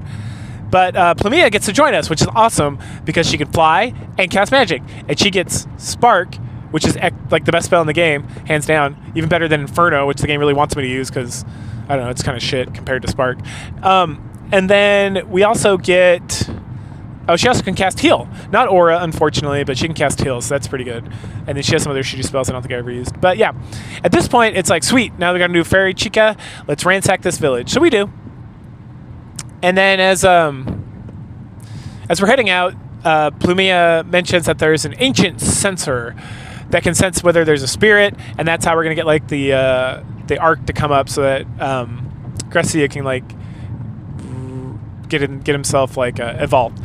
And then as soon as so there's gonna be trials. We have to pass these trials, and once we pass the trials, we'll get the arc will let him evolve. So the first trial is going to be there's a sensor in the desert, so when it senses the spirit being possessing a body, which is what Garcia has, which makes him an innovator, then it will kind of start that whole process off, which is fun. That's kind of what happened in Shining Hill Arc 2. We had 3 guys who were possessed with spirits, and then they got like detected and evolved, and then they were true innovators and got like awesome magic and stuff. So as soon as the trial begins, all these dark beasts show up, and Garcia heads out. We like escape Garcia out of the desert because they'll just come like ad nauseum. I had to like redo this battle once because I just was like hanging out in the desert too much, and like sandworms pop up like so many fucking sandworms, and then Cerebuses too, these like green assholes who paralyze people. And really what we need to do is like run to the boss as fast as humanly possible, but it's a desert in the middle, and the desert slows you down. This is actually a really good map, I would say. Like, it's got this like impediment in the middle, so it's like you want to try to rush through the middle and get all these guys, and then try to like get to the boss and kill him before they can like overwhelm you, or do you want to like go around the side and you're still kind of getting overwhelmed, but not as badly as if you try to do both, because the Cerebuses keep respawning like all the time, and then if you stay out of the desert, the worms don't, so because you get a little bit more breathing room. But you still gotta like rush to like the boss of this map, which is like the skeleton asshole, so that you can take care of that. And at first I was like, I hate this battle, it's so awful, but reflecting back upon it now with my little script and whatnot, I'm like, yeah, you know what, I feel like it was a good map. Like, it kind of sucked and it was challenging, but you know, that's good. That doesn't make it bad. So after we win, everyone stands around and everyone's like, well, nothing happened. Did we do something wrong? What else do we gotta do? And then Dawnheart's like, hey, your staff's glowing, to Gracia, and then this huge stone like fucking thing rises right out of the desert, and it's the dun-ta-dun Temple of Evolution. So we all head inside. Inside, it's pitch black. And Plumia's like, let me go check this out. I got like night vision because I'm a fairy, and that's how my race is rolled up in Dungeons & Dragons.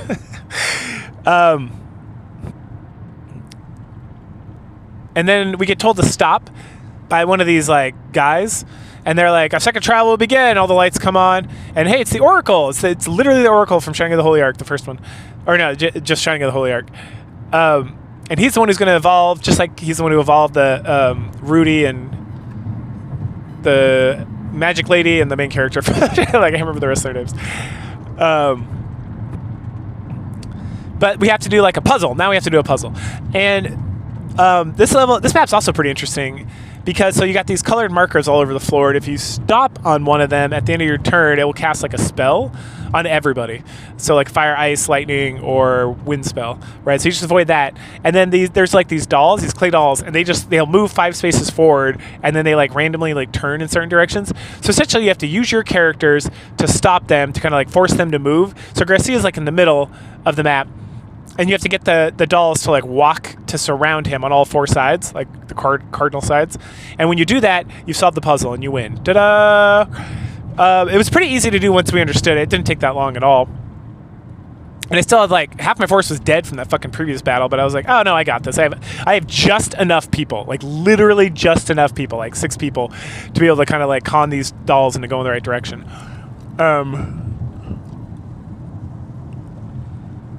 And then once, so once that's done, the whole room like shines with like flowers and stars or something. At least Kate and Isabel are like, ooh, they're flower stars or some bullshit like that. And we're like, oh, that's cool, okay. But what they actually are spores of light, according to the Oracle, and they will unlock Garcia's true power as an innovator. Bertrand then questions the creation of the innovators and the Vandals. Like, why would the creator something?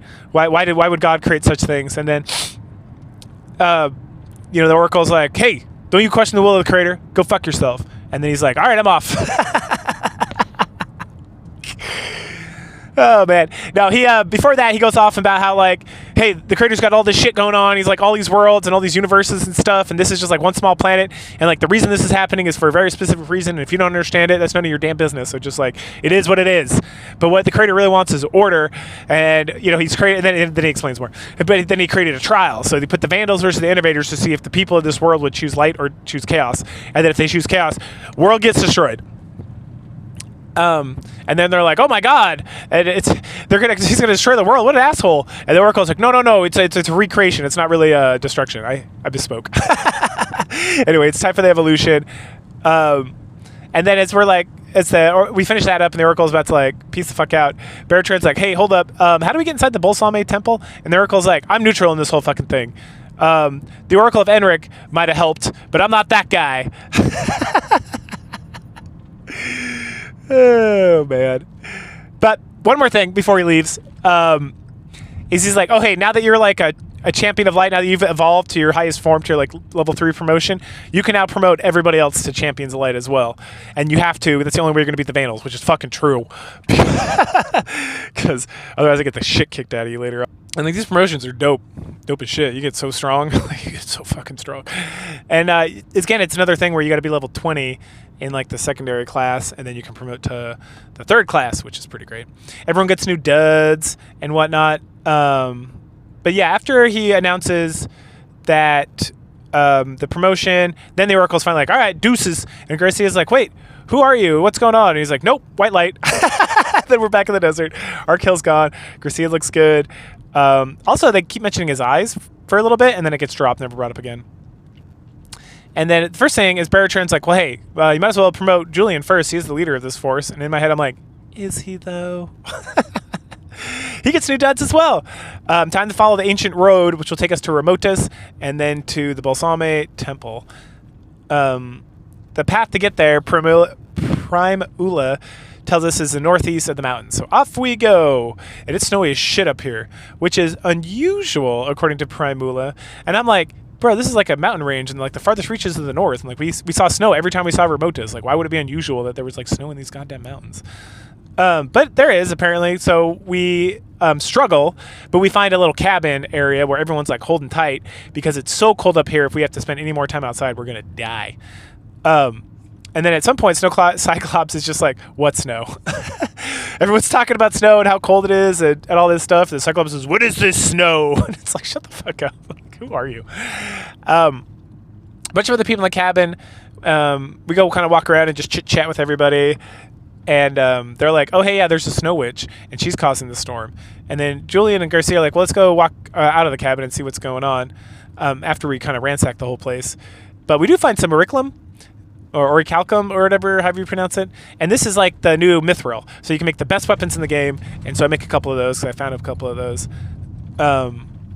Promote everybody, yada, yada. Oh, yeah, and then when we try to leave, then we meet Marky. Marky's the Snow Witch. She's super pissed off. She's been cursed by the Balsame sect so that she has to, like, be a vampire. It never says vampire directly, but she essentially says she has to like feast on like humans or whatever, so that she keeps them frozen so she can like feast on them so she doesn't die. But she hates the Balsame sect so much, and then we're like, she tries to like freeze us all in the cabin, and like Garcia and Julian like resist, and she's like, I'm gonna fight you out here where it's colder.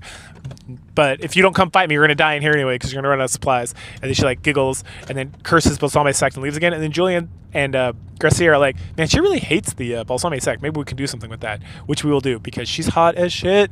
Definitely a waifu here. Long dark hair, nice rack, the whole business. Plus she's a witch, which is fucking awesome. And then and pretty much in the next battle, we just got to talk to her instead of killing her, and then she'll join our party, and she will stay in the party with our like 45 other mages and her like magical creatures. This is the best. This is no joke my favorite like team of all time. Like if I could get rid of Julian and nah, Julian's fine. But I was thinking about it. Like I don't know who to replace him. All the heroes in these games are kind of duds, but they do so much damage and have spark. Let's see. Snow Vampire tries to freeze the cabin. She gets mad, storms off like a woman. Okay, so head into the start. Okay, yeah. So this battle's kind of funny. It's got these like icicles. So she'll cast. She does 2 attacks. So she'll do like a normal, just kind of regular attack, and then she does this like blizzard attack all the way down, and it creates this like wall of icicles. So you have to destroy an icicle and then get someone to stand on it. So when she casts the spell, it not only does damage, it does very little damage, but at the same time it recreates all the icicles and there's someone standing on them. So we just kind of slowly work our way down. There's not too many enemies here. There's some like yetis or bugbears or something. But the whole level, it's pretty fun. It's pretty quick and clear. And then we just got to run up. And again, you got to have one of the main characters, so Garcia, Julian can do it too, talk to her, and then you'll have a whole conversation about how let's see, ask what, oh, we want like clarification. Like, you seem really pissed off at Balsame. Like, she's like, all right, you got me, go ahead and kill me. And then Garcia's like, no, why you hate Balsame so much? And she's like, I don't know why you're asking. Like, you have me, you have my nuts, so like, you're gonna kill me. And then you're like, no, tell us. And she's like, oh, something, they cursed me, I want the curse removed, like, I have to feast on blood, blah, blah, blah, blah, blah. I'm just waiting for the legendary expedition to get here. And then Garcia's like, we're the legendary expedition. And she's like, no shit, for real? And we're like, yeah, for realsy. And then it's like, oh, awesome. It's funny, at some point in this whole conversation, she's like super confused. She's like, why did you stop fighting? You won. And we're like, because we don't want to kill you. And she's like, I don't understand. I'm kind of an asshole. Anyway, Garcia, at some point, Isabella's like, hey, sweetie pie, I want you to be my second waifu because it's just me here as the waifu. And so if you could just like stop being such a cunt, we can heal you with this guy's staff. And she's like, oh, for Rizzle? And the Garcia's like, got it. And so he uses the staff, it cures her. And then Dawnheart's like, you have beautiful eyes. And I was like, yeah, she does. Dawnheart knows what's up. We're then like, you should definitely join the force. And she's like, hell yeah, waifu number 2 coming in. Nice. We keep heading through the mountains, and eventually the snow starts to let up. But Beartrain is still fucking worried because he's a old woman who about reaching the temple once we get there. So then, dun dun dun, Galm shows up. That's right. He knows how. He knows how to get to the Temple of Balsame. And Julian is like, fuck. At this point, the whole crew is like discussing Galm, what's going on. And just in case you forgot, Galm is one of the like pseudo antagonists, but not really, from the Shining of the Holy Ark. He had a lot to do with kind of what he's doing here. He's just kind of like fiddle dicking around, like doing stuff, like not really supporting the rest of the Vandals, but at the same time not really interfering, but kind of interfering with like the main cast. Like in the first game, at some point he rescues, I think her name's Alice, this paladin lady, who was friends with like the Dragon Knight. You can see that video. God, it's like 8 weeks ago or something. It's on here somewhere. Anyway. But Gollum was like hanging out in this mansion, being a vampire or something, or at least according to like the local folklore. And one of the people that went to go investigate it was Julian's dad, who he killed. And so Julian's had a real big hang up with Gollum. And in scenario 1, which I posted a few weeks ago, he discusses this more at length, how he came to blows, essentially, or he became a mercenary, and then he wanted to get revenge on Gollum specifically, not even the Vandals, and that led him on this like whole quest out here where he becomes like one of the people that like saves the whole world. So that was good that Gollum killed his dad, apparently. Lessons learned. But he fought Gollum previously, and Gollum kicked the shit out of him, knocked him off into a river. That's where I ran into Median. Median was aided by Gollum in scenario 2, and now he's here and he's going to aid us. But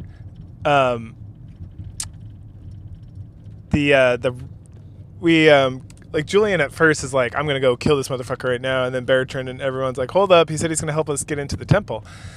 And then Gollum's like, all right, yeah, I'll definitely help you, but the condition is you have to defeat me. Once you defeat me, I'll help you get in there. But one condition to this battle, because the Staff of Besim is like so strong against Vandals, and it's kind of like a cheat code. So I want you guys to fight me on like your own terms. And so Garcia, instead of just like setting the staff down to come back and get later, he like tosses it into the woods or some crazy thing. Which honestly has to go track it down later. It's kind of fucked up move, to be completely honest, Garcia. But okay, so we agree to the condition. We're gonna fight Gollum. Time to fight. So we do. The battle is pretty easy, honestly, because it's pretty much just Gollum. There's some like hanger overs who are just like outside our reach that kind of like slowly move their way on in.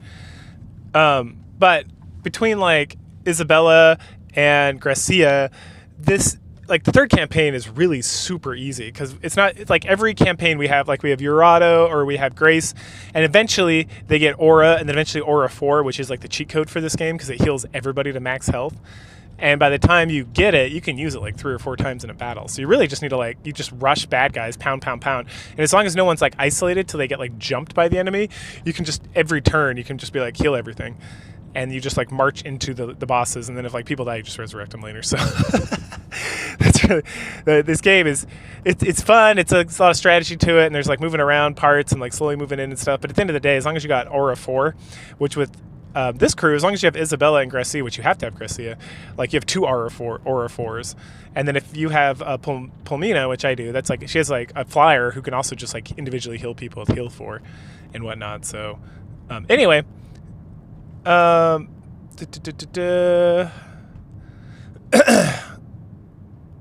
so Gollum uses some of that like crazy bullshit magic, like the demon strike or whatever, that hits a bunch of guys, or spark and does a lot of damage, but we just heal through it every turn. So it's just like we just like pound face, and then eventually he dies. I don't know if he even dies though. He doesn't show up after this point in this game. Spoiler alert, I guess. So at first I was like, I don't think he died. He just kind of like was like, all right, cool, nope. I'm gonna nope out. I'll see y'all later. And then he'll show up in like future Shining games maybe. This is the final game made by Camelot, who made like every one of these games I've reviewed up to this point. After that, Sega just like dumps the franchise under like various different Shining blank names for like the next 20 years. Like I think one just came out recently, like in 2022 or something. And I've not heard anything good about any of them, but I'm going to play through all of them, and so I'll make my own decision.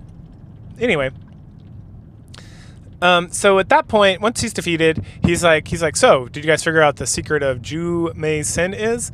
And we're like, yep, it means these guys. And he's like, okay, so here's the deal. So when you're trying to head towards the Balsame Temple, there's just like a giant ice wall, but there's 2 shrines, one on each side. And what you need to do is time having Median's force and Symbiosis force attacking those shrines. And once those shrines have been captured, it will like open up a stairway that leads right into the temple. And then Julian's force can head straight in. And that's like why we have to have 3. And then it's like, well, why can't we just have one guy go and take care of both shrines? And it's like, well, there's like a timer.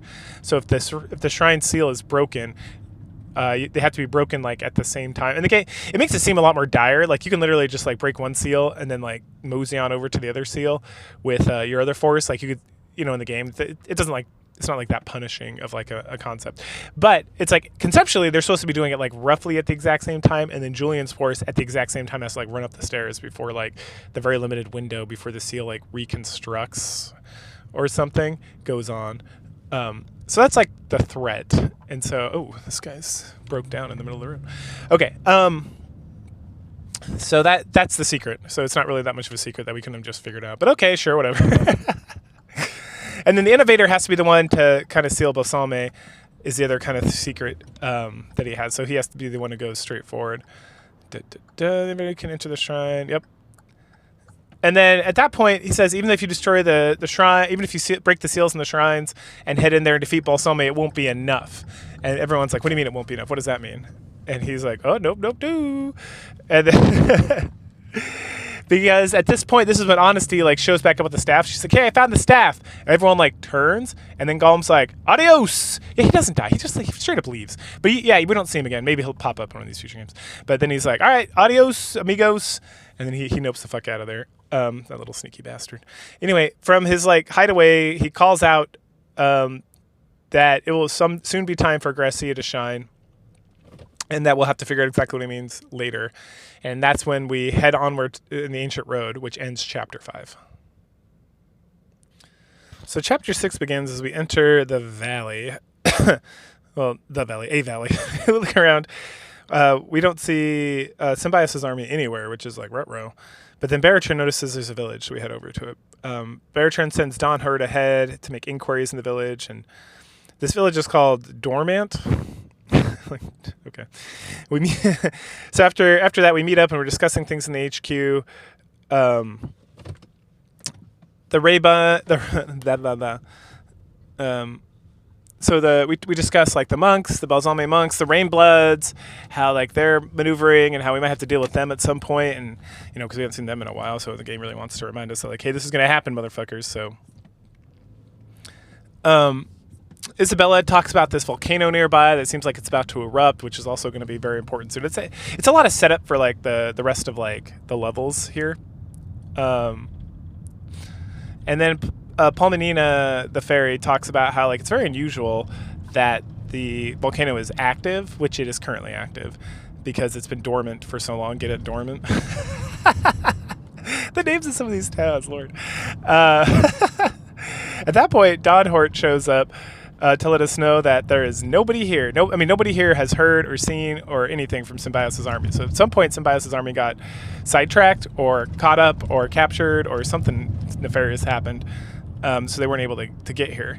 And so then it's like, okay, so we got to return back down the ancient road to find out what happened to Symbiosis and his force, because we kind of took like a loop-de-loop way to get over here because we had to go get Gracia evolved and all that stuff. But first, before we do any of that, it's time to ransack. And hey, there's the hot springs here. That's hot. Very nice. No hot springs anime episode here, unfortunately, because we got Marky and Isabella, who are excellent. That would be so good. But unfortunately, we do not get the pleasure of having that exist in this version of the game. And there's no other version, so that is it for us. All right. So immediately, let's see. So we head out, and immediately we start talking about Symbiosis and the Rainbloods again. And then Rook, one of the 6 Rainbloods that is left. Well, yeah, they're all around. We haven't killed them. So there's 6 Rainbloods. There's Pawn, Rook, Bishop, Queen, King, and Knight. So Rook is one of them. He shouts out at us, and then the Queen comes out of like their little cave they were hiding in, and she's like, "Why did you do that? Like we were supposed to ambush them." And then they like argue for a little bit. Oh, no, we killed Bishop and Pawn already. Yeah. So there's 4 left. So then they ask about, hey, what happened to Bishop? We sent him after you. Let's see. Dawnherd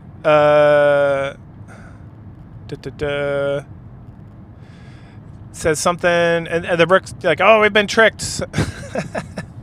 Like, so they're supposed to ambush us, and then he comes out of nowhere and is like yelling at us, and then Dawnherd says something about like, oh yeah, we killed him back in our kill, the Bishop and the Pawn, and the Rook's like, you tricked us, and I was like, the fuck?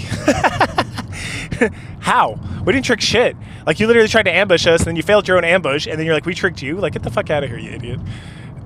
Rook's not the smartest tool in the shed, if you know what I mean.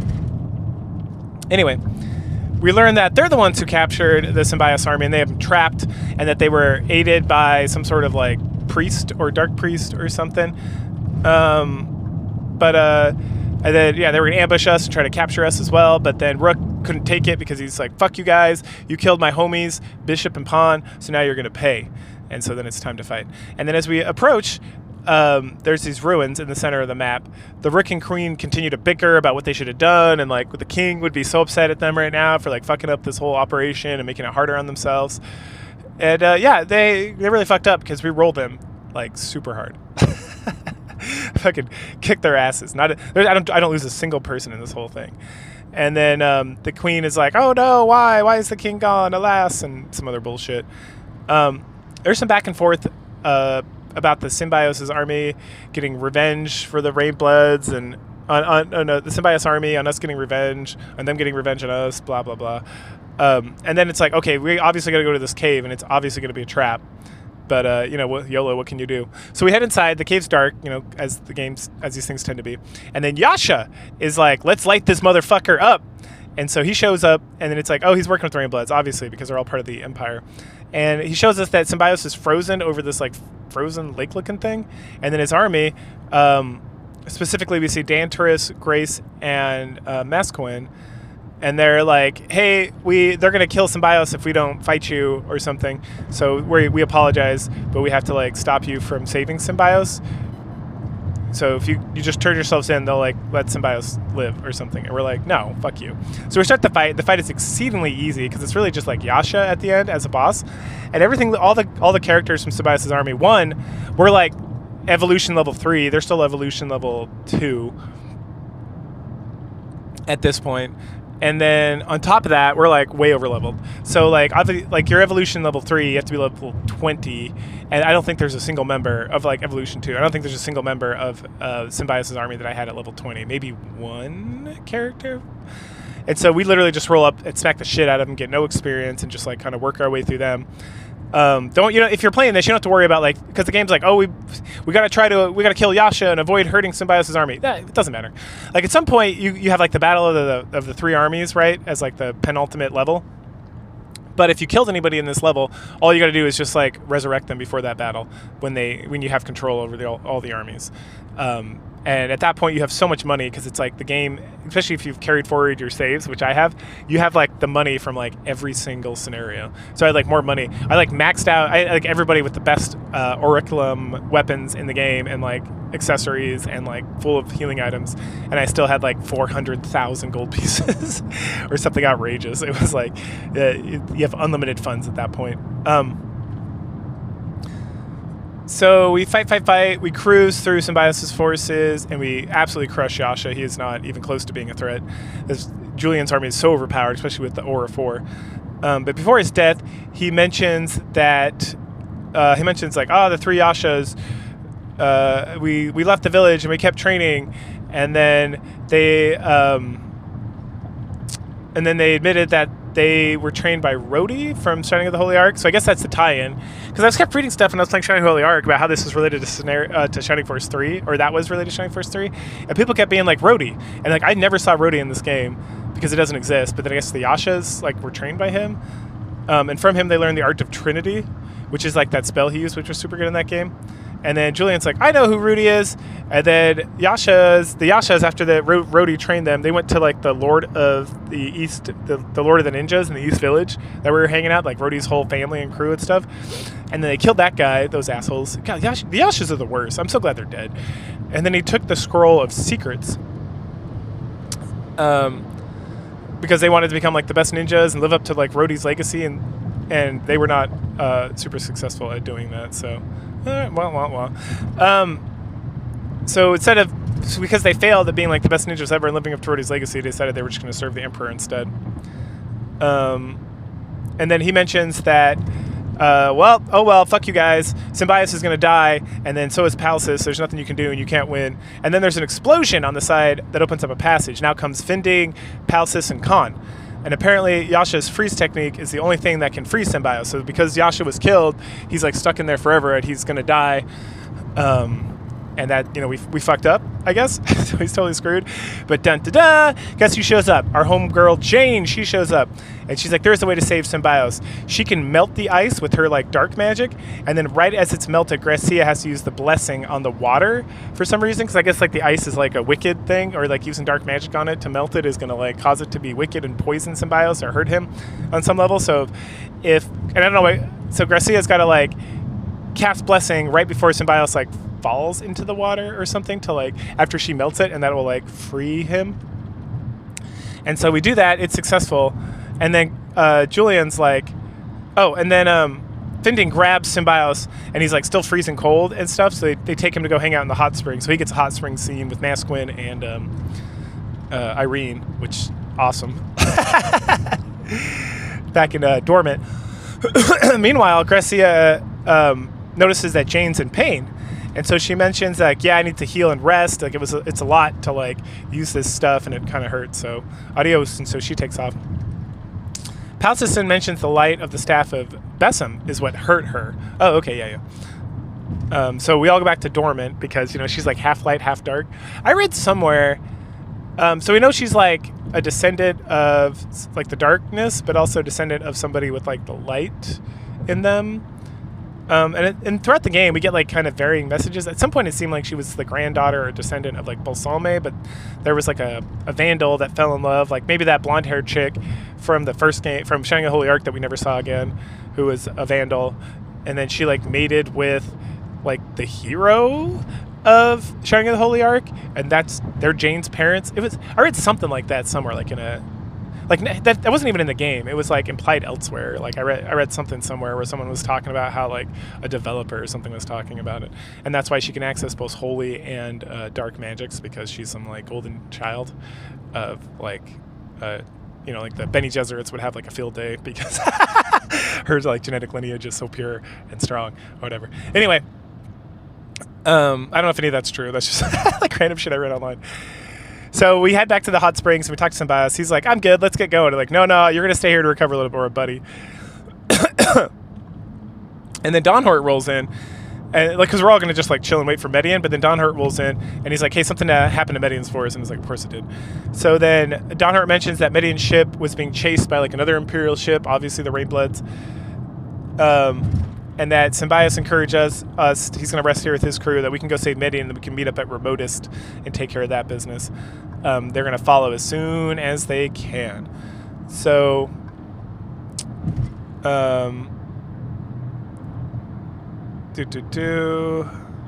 Okay, and at this point, we go to the item store, and they have meat as an item, and then we find this goblin named Tuck, and he's like, oh, you got some meat? Let's go call my friend. And so we call his ogre friend, and we get one of the best characters in the game, who is it's this goblin riding on the back. This goblin carrying like a cannon. So the goblin riding on the back of an ogre. The ogre has like a cannon, and he does like this. It's like an artillery unit, which is what like Harold is, who we stopped using a while ago. Only he's way the fuck better. Like he's special, and his normal attacks are just like okay, but his special attacks are like I'm doing like 100 damage. Like he's doing so much damage. Like he's better than Kate for sure. But only when and he uses his special attacks all the time, so it's pretty awesome, right? So we just got to level him up a little bit because he's a little bit behind, get him promoted and whatnot. But that was super exciting for me. All right, nice. So then we head out to save Median. The first thing we had to deal with is that volcano that Isabella was complaining about before, right? Obviously. And so this level is interesting because the volcanoes are like erupting, and so we got to like move to like finish the level as fast as possible for the lava gets everywhere. Granted, if the lava ends up like when it erupts, it like extends every turn. So if your characters are on the lava, they just take like 10 points of damage, except for Honesty and 1000 because they can fly, and the fairy. So but there's not that many bad guys here, and we kind of just like rush ahead, and I have Aura 4 of 2 characters, so like if people need it, they just get like healed. It kind of trivializes a lot of that's going on here, but it was a fun level. I liked it. And we got Balsame monks back on the menu. So this Balsame monk mentions that they captured Median. We fight halfway through the battle. Beartrin notices a ship, and this is it's a Rainbloods are here too. But the lava overwhelms it, so okay, maybe we don't have to deal with that. Rest in peace. Kill our way to victory. At the end, we talk about the monks having different masks, like they must represent different things, blah blah blah. And then at some point, Isabel is like, "Will they be friendly now?" And I was like, "What?" Which is like, Isabella, you're hot as shit, but you're also dumb. But then later on, we're at Remotest, kind of like spoiler alert, I guess. And there are monks that are just like chilling, selling us items, just like being like, yeah, we worship Balsame, but like in peace, brother. And it's like, okay, so it's just the high priest and some of their cronies that are the real assholes. But when she mentions peace here, everyone's like, okay, bitch. Proceeding further, we get into another blizzard. Yay. And at that point, we see an Imperial ship ahead. It's Median's flagship. It's also the ship from the very beginning of the game that we rode in to save... God, it was so long ago. The Imperial capital, when it was being attacked by the Wolkarine. We take refuge there, wait out the storm a bit. And then once we rest, it's time to go kill some Rainbloods. So we head out. First, we have some chitter-chatter with a monk. He tells us throw down our weapons and to surrender. We're like, okay, sure. He then taunts us. Oh, we defeated Median's army. What are you going to do? And we're like, all right, time to fight. And then at that point, the king and... about halfway through the battle, the king and the knight roll the fuck out. And they're like, hey, they literally just like burst through the snow. Like, what the fuck? And they're on a secret mission from the Emperor, which involves destroying Julian and Median's army. Because they've gotten in the way for the last time for the Emperor controlling the world. So the Emperor's still on his like fucking shtick where he's like, oh no, this will still work, I promise. I'm like, all right, man. Anyway, so then them and the monks make like an agreement. They're like, okay, yeah, so we want Balsame to destroy the world. And you want the Emperor to rule the world, but both of us need to get rid of this asshole first. So we're going to join up. And they're like, yeah, sounds good. So they do. And then we just kill our way through this battle. Each of these assholes has like a complete ridiculous monologue as they die, bemoaning their fate, talking about some, oh, how could this possibly be? Oh, blah, blah, blah, blah, blah. And honestly, at this point, like the Rainbloods are like, oh, if only we were all together. And I'm like, bitch, I'd have murked all of you if you're all together. The fuck you talking about? Like, I ass slapped you around. All 6 of you had like no chance. So like, and I'm even stronger now. So like, the fuck you talking about? Anyway, we're very impressed with ourselves, as we should be, because we won despite all their stupid bullshit traps and ambushes and all this fucking stuff. Isabella's still a little sad because obviously her father is like targeting her and Median, her like favorite brother, to be put to death or whatever. So he's totally an asshole, and it's like, fuck you, man. Anyway, it's onward to Remotus to save Median, and as we arrive at Remotus, Isabella comments how massive it is. It's like this giant fucking city, and it's way bigger than like Destonia, which is the capital of the empire. And it's like, god damn, this has been up here this whole time. Don Horton speaks about how scary it is that they built this whole thing with like ancient technology and like all this shady stuff that could be going on here. And then someone appears and is like, you cannot enter. And Gracia sees it's full of dark energy, and it's like a head priest for the Balsame sect, not like one of the high priests, but like head priest. Isabella pleads for the priest to free her brother because he's done some sort of like mind control on him. He mocks him. Midian says, Midian, come forward. Do you want to leave? And Midian's like, no, I will not leave. And then states that we must defeat him, must defeat Median and everything if we want to get into Remotus. Barichin recalls that Spiril was being mind controlled as well, and that's probably what's happening here. And so we have to fight Median's army, which is like Symbios' army, is a bunch of bitches, and then we just kind of roll in there. If you kill Median, which I did the first time because I was not paying attention, essentially I killed him with like a counter attack, I think. And I had to redo the whole level because it's like, wait, we do not want to kill Median. That's not the point. We got to kill the high priest who releases his like stranglehold on Median, and then we can be good to go. So don't do that. So we fight, and then once the dark priest, high priest, whatever his name is down, he moans about being the best. How could I, the best of the priests of Balsame, be defeated by a bunch of rabble? And we're like, yeah, we get that a lot. And they're gonna say it's like, well, I'm a true innovator, so go eat, so like, suck a dick. And then at that point, we're all standing around, and Isabel is like, hey, even though we defeated the dark priest, Median is still like mind controlled. So I don't know what should we do. And then the dark priest is lying there, still dying apparently, and he's like, ah ha ha, chuckle chuckle chuckle. What are you gonna do? There's nothing you can do. Not even the blessing spell could break his dark magic. Only dark magics can. And then Isabella begs Julian to do something. We're like, I don't know, bro. What do you want me to do? So we walk up there and we shake him, like literally, like the model walks up and it's like shake shake shake shake shake. And I laughed out loud because it was so ridiculous. And then Jade shows up, of course. And then the ladies, like Kate and Isabella, are like, oh, sweetie, are you okay? How you doing? Are you feeling better? And she's like, I am a little bit better, but not that much. But there's a lot of concern for her. And then she's so happy that someone actually cares for her, like that all of us care for her and stuff. And so she uses her powers to heal Median and crew. And then we hear a noise, and it's the Wolkerai, and it's here for Jane. And she's like, oh no, they're gonna be so mad 'cause I keep helping you, so they're gonna like get me in trouble, and I don't know what to do. And then Julian tries to run to help her, and then they stop him. It's because they have like they'll rescue her later. They're gonna like save the world first and stuff. But she's so happy that we helped her and that we were kind to her, and she's in love with Julian and Julian is with her because why not? And she's happy she was finally able to do something meaningful in her life, and it's pretty sad. She sounds like she's had a real rough go at life, and we found out more of that stuff later, and it is pretty sad. She's had a rough life, and she's just so happy to have like quote unquote friends. But she gets hit by this ray, and then taken away by the Wolkerai, and then Median and his crew wake up, and right as Jane's getting absorbed, and they piece the fuck out. At that point, Symbios shows up with his force, and we all counsel. Median and Symbios like catch up with each other, just in case we like haven't been playing this game for the last 3 battles. Talk about everything that happened. And then at some point, Symbios is like, hey, Julian, you okay there, champ? And everyone turns to him, and they're like, oh, sweetie, you're the love of your life that you've met like 3 times. Jane, she'll be okay. We'll take care of it, and stuff like that. And then at that point, some new Oracle-looking dude shows up and is like, you have all arrived. What is it? Jewel Mason or whatever has all arrived. And Symbios is like, the fuck are you? Like literally, like, oh man, what a keeper. So apparently there's 2 factions in Remotus. There's these like the children of the spirit bearers who have not woken up and become like true innovators, and then there's the Balsame sect. And so there's like a secret cathedral but it's not that secret. It's just like Remotus is split into like 2 areas, and it's like they keep the peace and they just like stay out of each other's way. And this is what I was talking about. Like now that we're in Remotus, we can go like hang out with the Balsame set guys, and they're just like, "Oh, you like my mask? It's so pretty, isn't it?" And or like, "Hey, you want to buy some goods? Here you go. You can go kill the Balsame set high priest. Fuck it, fuck those guys." It's pretty funny. Anyway, so we head on in, and that wraps up chapter 6, which leads us into the final chapter.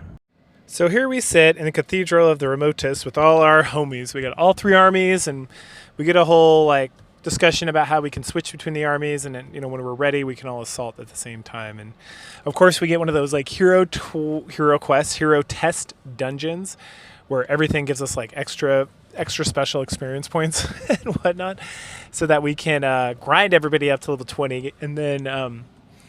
The Oracle guy here also has the ability to evolve everybody once to like that 3rd level of evolution, or that 3rd level of promotion, once they've been able to get to level 20, so that we can all have the power of light and whatnot, and be able to fight off this the penultimate battle and whatnot.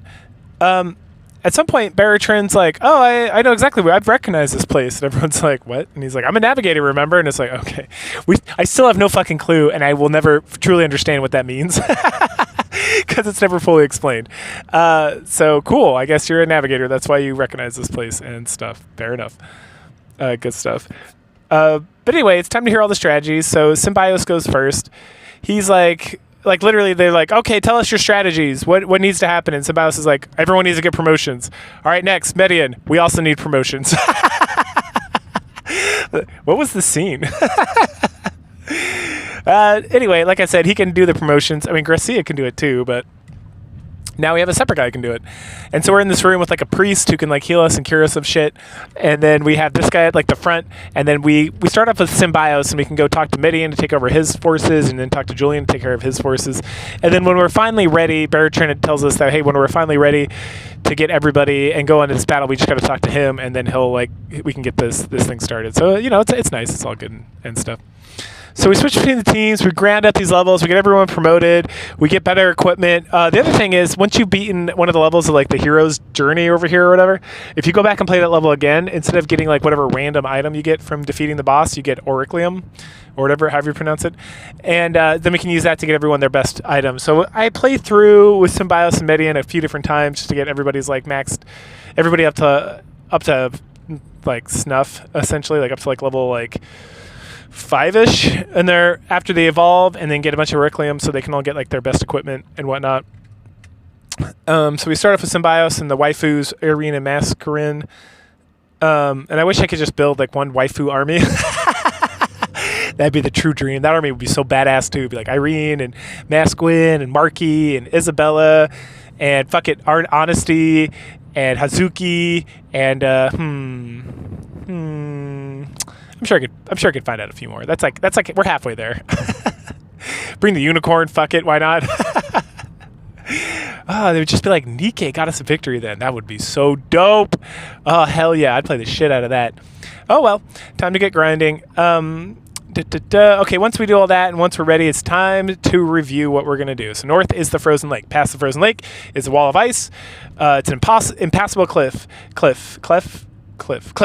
the right and the left are shrines that need to be activated. In reality, they need to be deactivated, but that's fine. Also, there's the Walkere that's going to like be hanging out. So we head to Symbios' forces. They're all bummed out because they can't fight Balsame directly, but there's a high priest there and he taunts us.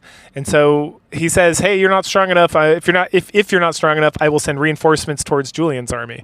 So we have to stop them. Unfortunately, we are strong enough, and that never happens. We get the same story over with Median's army. They get taunted by a high priest. I'm going to send forces over to Julian, and then over to Julian, and then, holy shit, it's Basanda and Braff. Like, I knew Braff was alive because she saved him before, but Basanda, I thought she was dead. She like jumped into that pit. Oh well, fuck. I guess Balsame like resurrected everybody, gave him new powers and whatnot. Cool, time to fight. So we fight. Symbios kills his priest first. The guy is super impressed.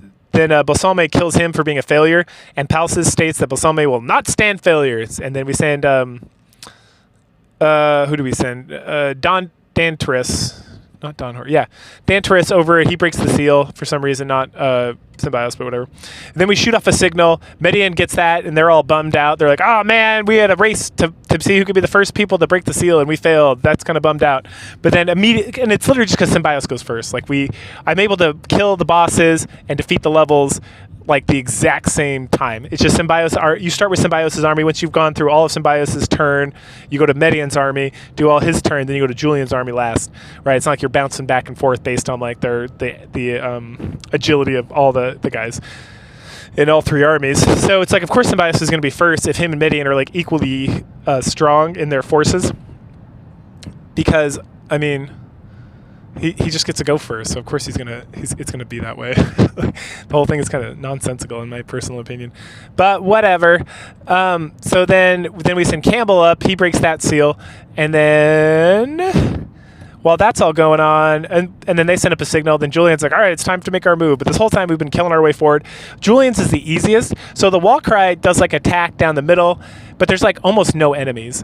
And so the first time I played through this, and yep, there was a second time because I'm an idiot, but we'll get to that. Honesty gets killed, but that's it. Everyone else just kind of cruises their way through. We like Aura 4 our way through. We get to Basanda and Braff. They go down pretty hard. Once we kill the big Melf, the Queen Melf, Basanda, she's sad about Braff, and she mentions that she's going to go be with Fafhard finally in hell. That's literally what she says. Whatever. Next, we murder Braff again. He also is excited to go to hell to be with his parents. Cool. We discuss briefly Basanda's love for Fafhard, and then their whole tragic situation and whatnot. It is kind of sad.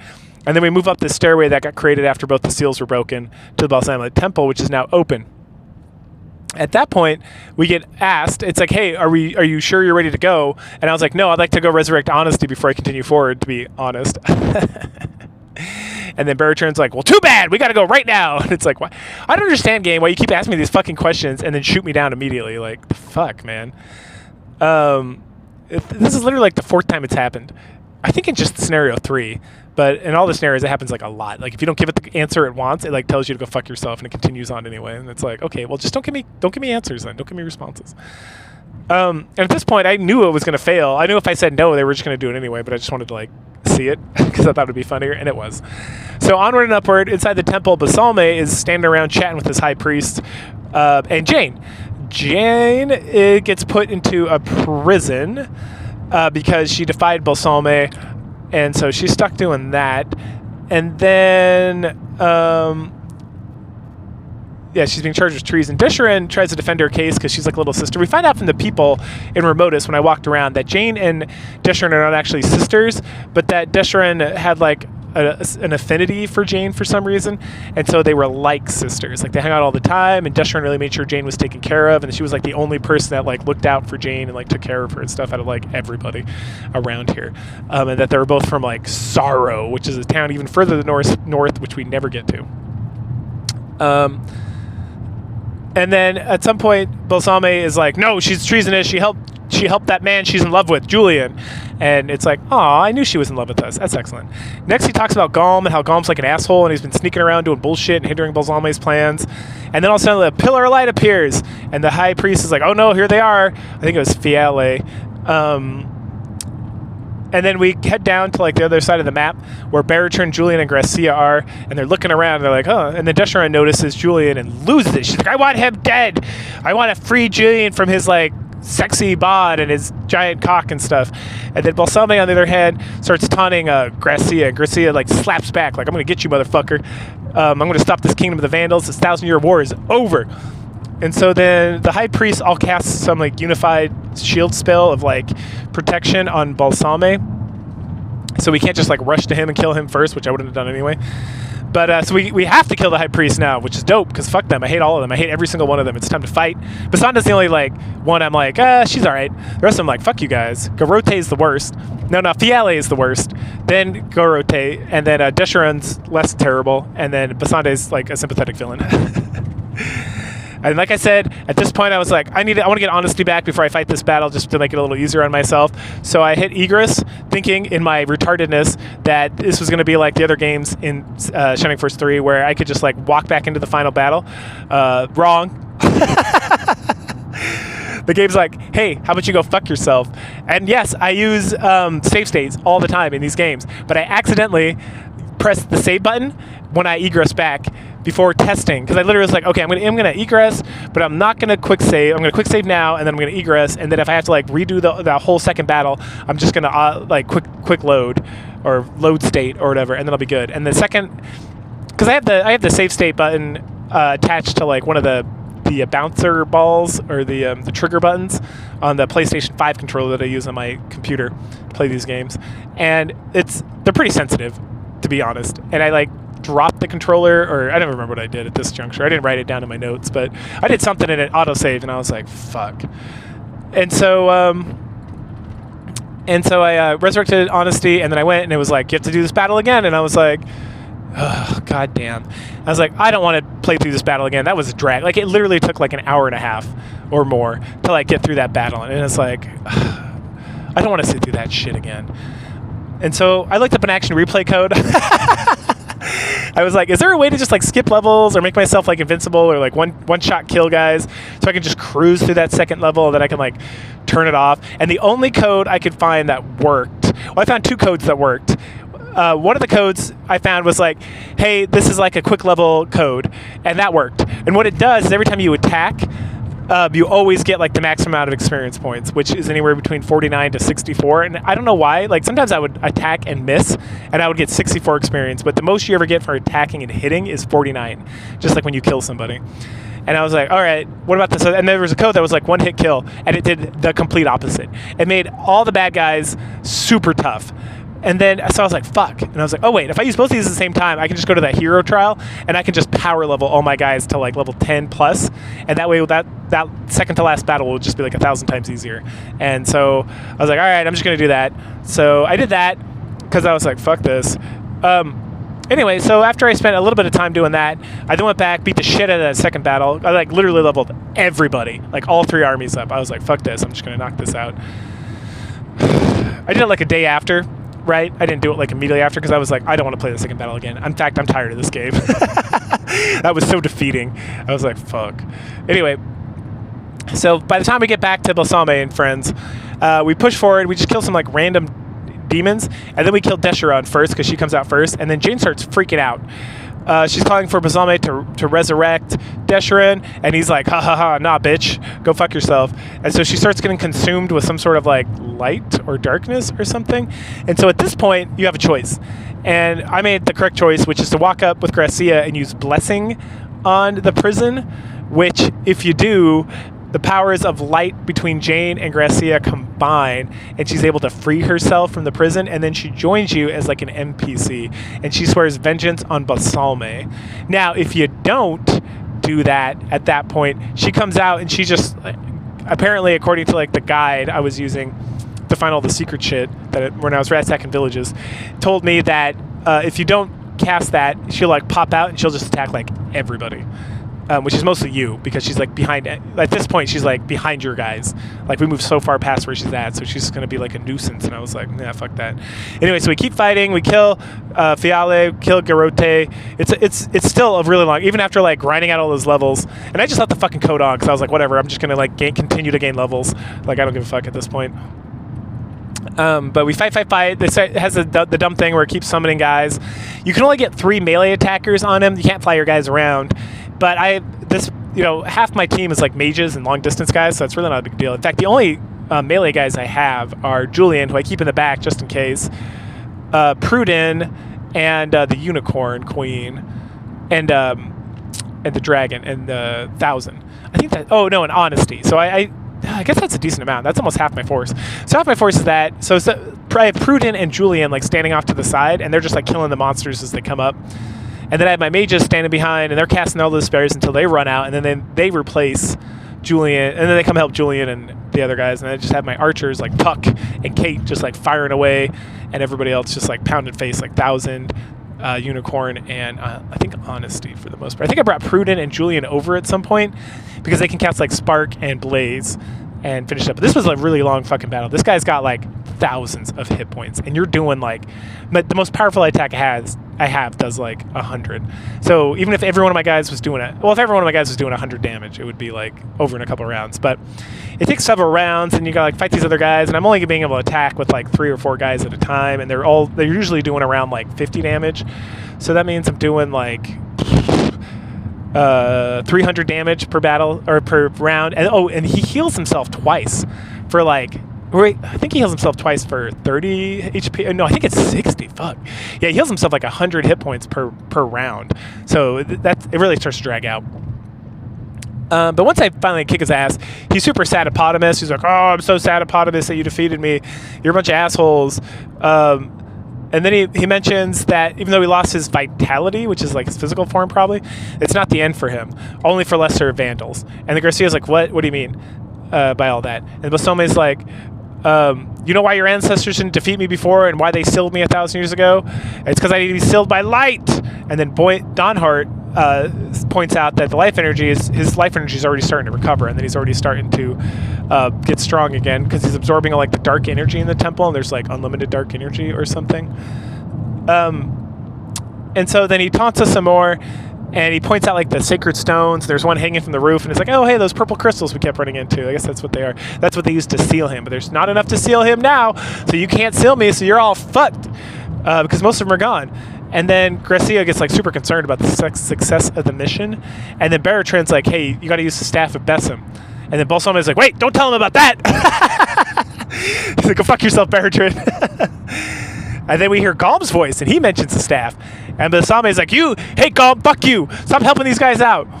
And then he tells him that if Garcia uses the staff on Balsame, he will die as well. But Garcia's like, "This is why I was born. This is why I'm a descendant. This is why I'm a spirit bearer. I don't give no fucks. It's going to happen. You're going to die." And Balsame's like, No. How about we try to find another way? How about I help you, and you can seal me for another 1,000 years, and then let the next guys worry about it. And Garcia's like, "Go fuck yourself." And so then there's a giant blast of light, and Balsame is like splattered against the back wall, and everyone else is like passed out. At that juncture, because clearly I had all day to like egress and come back because the stairway is still fucking there, because Median and Symbiote show up, and they see everyone passed out, and then Isabella's like, "Big brother," and I had to pause for a second because I was like, wait, that doesn't make any sense. How? Like, right? I mean, I guess if like, so Median's mom is just like a consort or something, and then like he had another consort, or he had like, you know, Isabella's like not really royalty, or I don't know. There's just not enough stories. So when she says big brother, I'm like, I feel like I'm missing something here, because it seemed like this whole time that she was the older sister, but I guess she's not, according to like this game right now. But I was super confused. Kate gets embarrassed when Symbios sees her. So I guess she's got a crush on Symbios now, even though she had a crush on Julian before, because she's just like she just wants some male attention. Like she's on this team with a bunch of like hot babes like Isabella and Honesty and Marky, and then like monsters. So there's Proton, but he's like married with a kid. That's it. There's like no men on this entire team. There's old man Donhart, and then King Bertrand. Like she's just like, I just want to get laid, guys. And Julian's clearly with Jane. So anybody, and Symbios is like, "Yo, I got waifus." Everyone else has got their waifus. Anyway. Everyone else gets up on their own, except Garcia, because dun dun dun, Garcia's dead. No, just kidding, he's fine. So Garcia, he tries to use the staff to heal himself, but nothing happens. He also can't use his magic to help. And then Bertrand mentions that him losing his innovator powers lost him like all his magic capabilities, and that he had to sacrifice the spirit inside him, essentially, that made him an innovator to destroy the Vandal. So it's not that Garcia had to die, but the innovator, like the spirit that made him an innovator, essentially had to die, so that Balsame, so the darkness, so when they eliminated the darkness, it had to be equalized out with elimination of light to keep balance in the force or something. But anyway, both forces cease to exist afterwards, after destruction. So now Garcia's just an ordinary boy. He's like Pinocchio. I'm just an ordinary boy now. But at that point, Jane calls out. She's like, "Hey, so Balsame's defeated," and then she's kind of sad because everyone she's ever known or cared for is dead, aside from Julian and Rolly, of course. I don't know why she's so fucking sad. Her like the love of her life, Julian's still around, and Rolly, who she's like, "This is my best friend. She's gonna come help you." Broly's still around. Broly's a unicorn, by the way. Anyway, she still questions what she has to live for and such. And then later on, a bunch of random side characters, along with my beloved Masquin and Isabella, are standing near a boat. Kate mentions she has decided that... Kate mentions that Julian has decided to go to Sorrow, a town in the north. Or no, that Jane has decided. Isabella mentions that Julian is going with her. That's what happened. Oh, because they're in love. Synthesis, who's the mage for Median's crew, comes out to chew everyone out for being lazy and not helping out, doing any work. And then the conversation turns to Galm after David comes out. And then David comes out and yells at everybody that it's time to go. Everyone's speculating what's the deal with Galm. Where is he gone? Was he dead? Is he around? And then they have a little conversation about, like, well, Galm seemed to have helped us multiple times, but why? And it's like, well, did he know that when Balsamic was going to destroy, the Innovators would die too? Was that his plan? Was there a sequel Camelot was planning on making with Galm as the bad guy, but they stopped making these games and went on to make Golden Sun, so that's just the end of this shit? Possibly. We'll never know. Bridget finally comes out and says, hey, the boys are inside, are almost done. And then we head inside to the cathedral, and all the leaders are talking, like the crew that we had, like all the centaurs, plus the advisors like Gantarak and Baratrin and Palsis, and then Julian, Symbios, and Median. Excuse me. They're all saying their goodbyes to each other and giving each other bro hugs and stuff. And then Palsis is talking to the Oracle. He's like, I'm going to come back and visit you because this is like my jam. It's like historical and artifacts and whatnot. And then they talk about Julian's going to go with his true love, Jane, to Sorrow to see what's going on up there and maybe make a life for themselves or whatever, just go on a journey. And then Julian promises that someday he'll return to visit everybody. And so everyone heads to the south except Julian. And then we learn that Sorrow is where the Balsame monks train and that it's a real shithole, apparently. But Jane's mother is buried there and she wants to at least go there. And so then the couple head out and the credits roll. Aww. We then, during the credits, we get a video summary of all the scenarios. And then we get a fun shot at the end of Julian and Jane walking in the snow, staring up at the air. And what's up in the air? It's that ship from the beginning of the Shining in the Holy Ark series, the one that had the spirits on it that got blown down by the Vandals. And then we head back over to the Old Man and Fairy, who I was wrong, are not the Elder, and Pramulia, the fairy that joined us. Because, dun dun dun, the fairy is actually Jane. What the fuck? I was so confused. But will we get answers? Nope. Because that's the end. Oh, man, this game was a banger. I loved it. It might have been my favorite of the three. I think it was. I think this third scenario is my favorite of the three. All three are excellent. They're excellent Shining Force games. All three Shining Force games, / all 5 of them, are excellent. And I'm really sad this series died. But we have the rest of the Shining series to review and talk about, so hopefully they're not terrible at the bare minimum. But thank you for joining me on this journey. The Shining Force series, the last, this week, then 2 weeks ago, then 4 weeks. And in a couple weeks, we'll start up with Shining Soul, I think is the next one, which is a Game Boy Advance game of some sort. But yeah, hope you had a good time. And go ahead, like, share, subscribe, comment, and I will catch you guys later. Bye.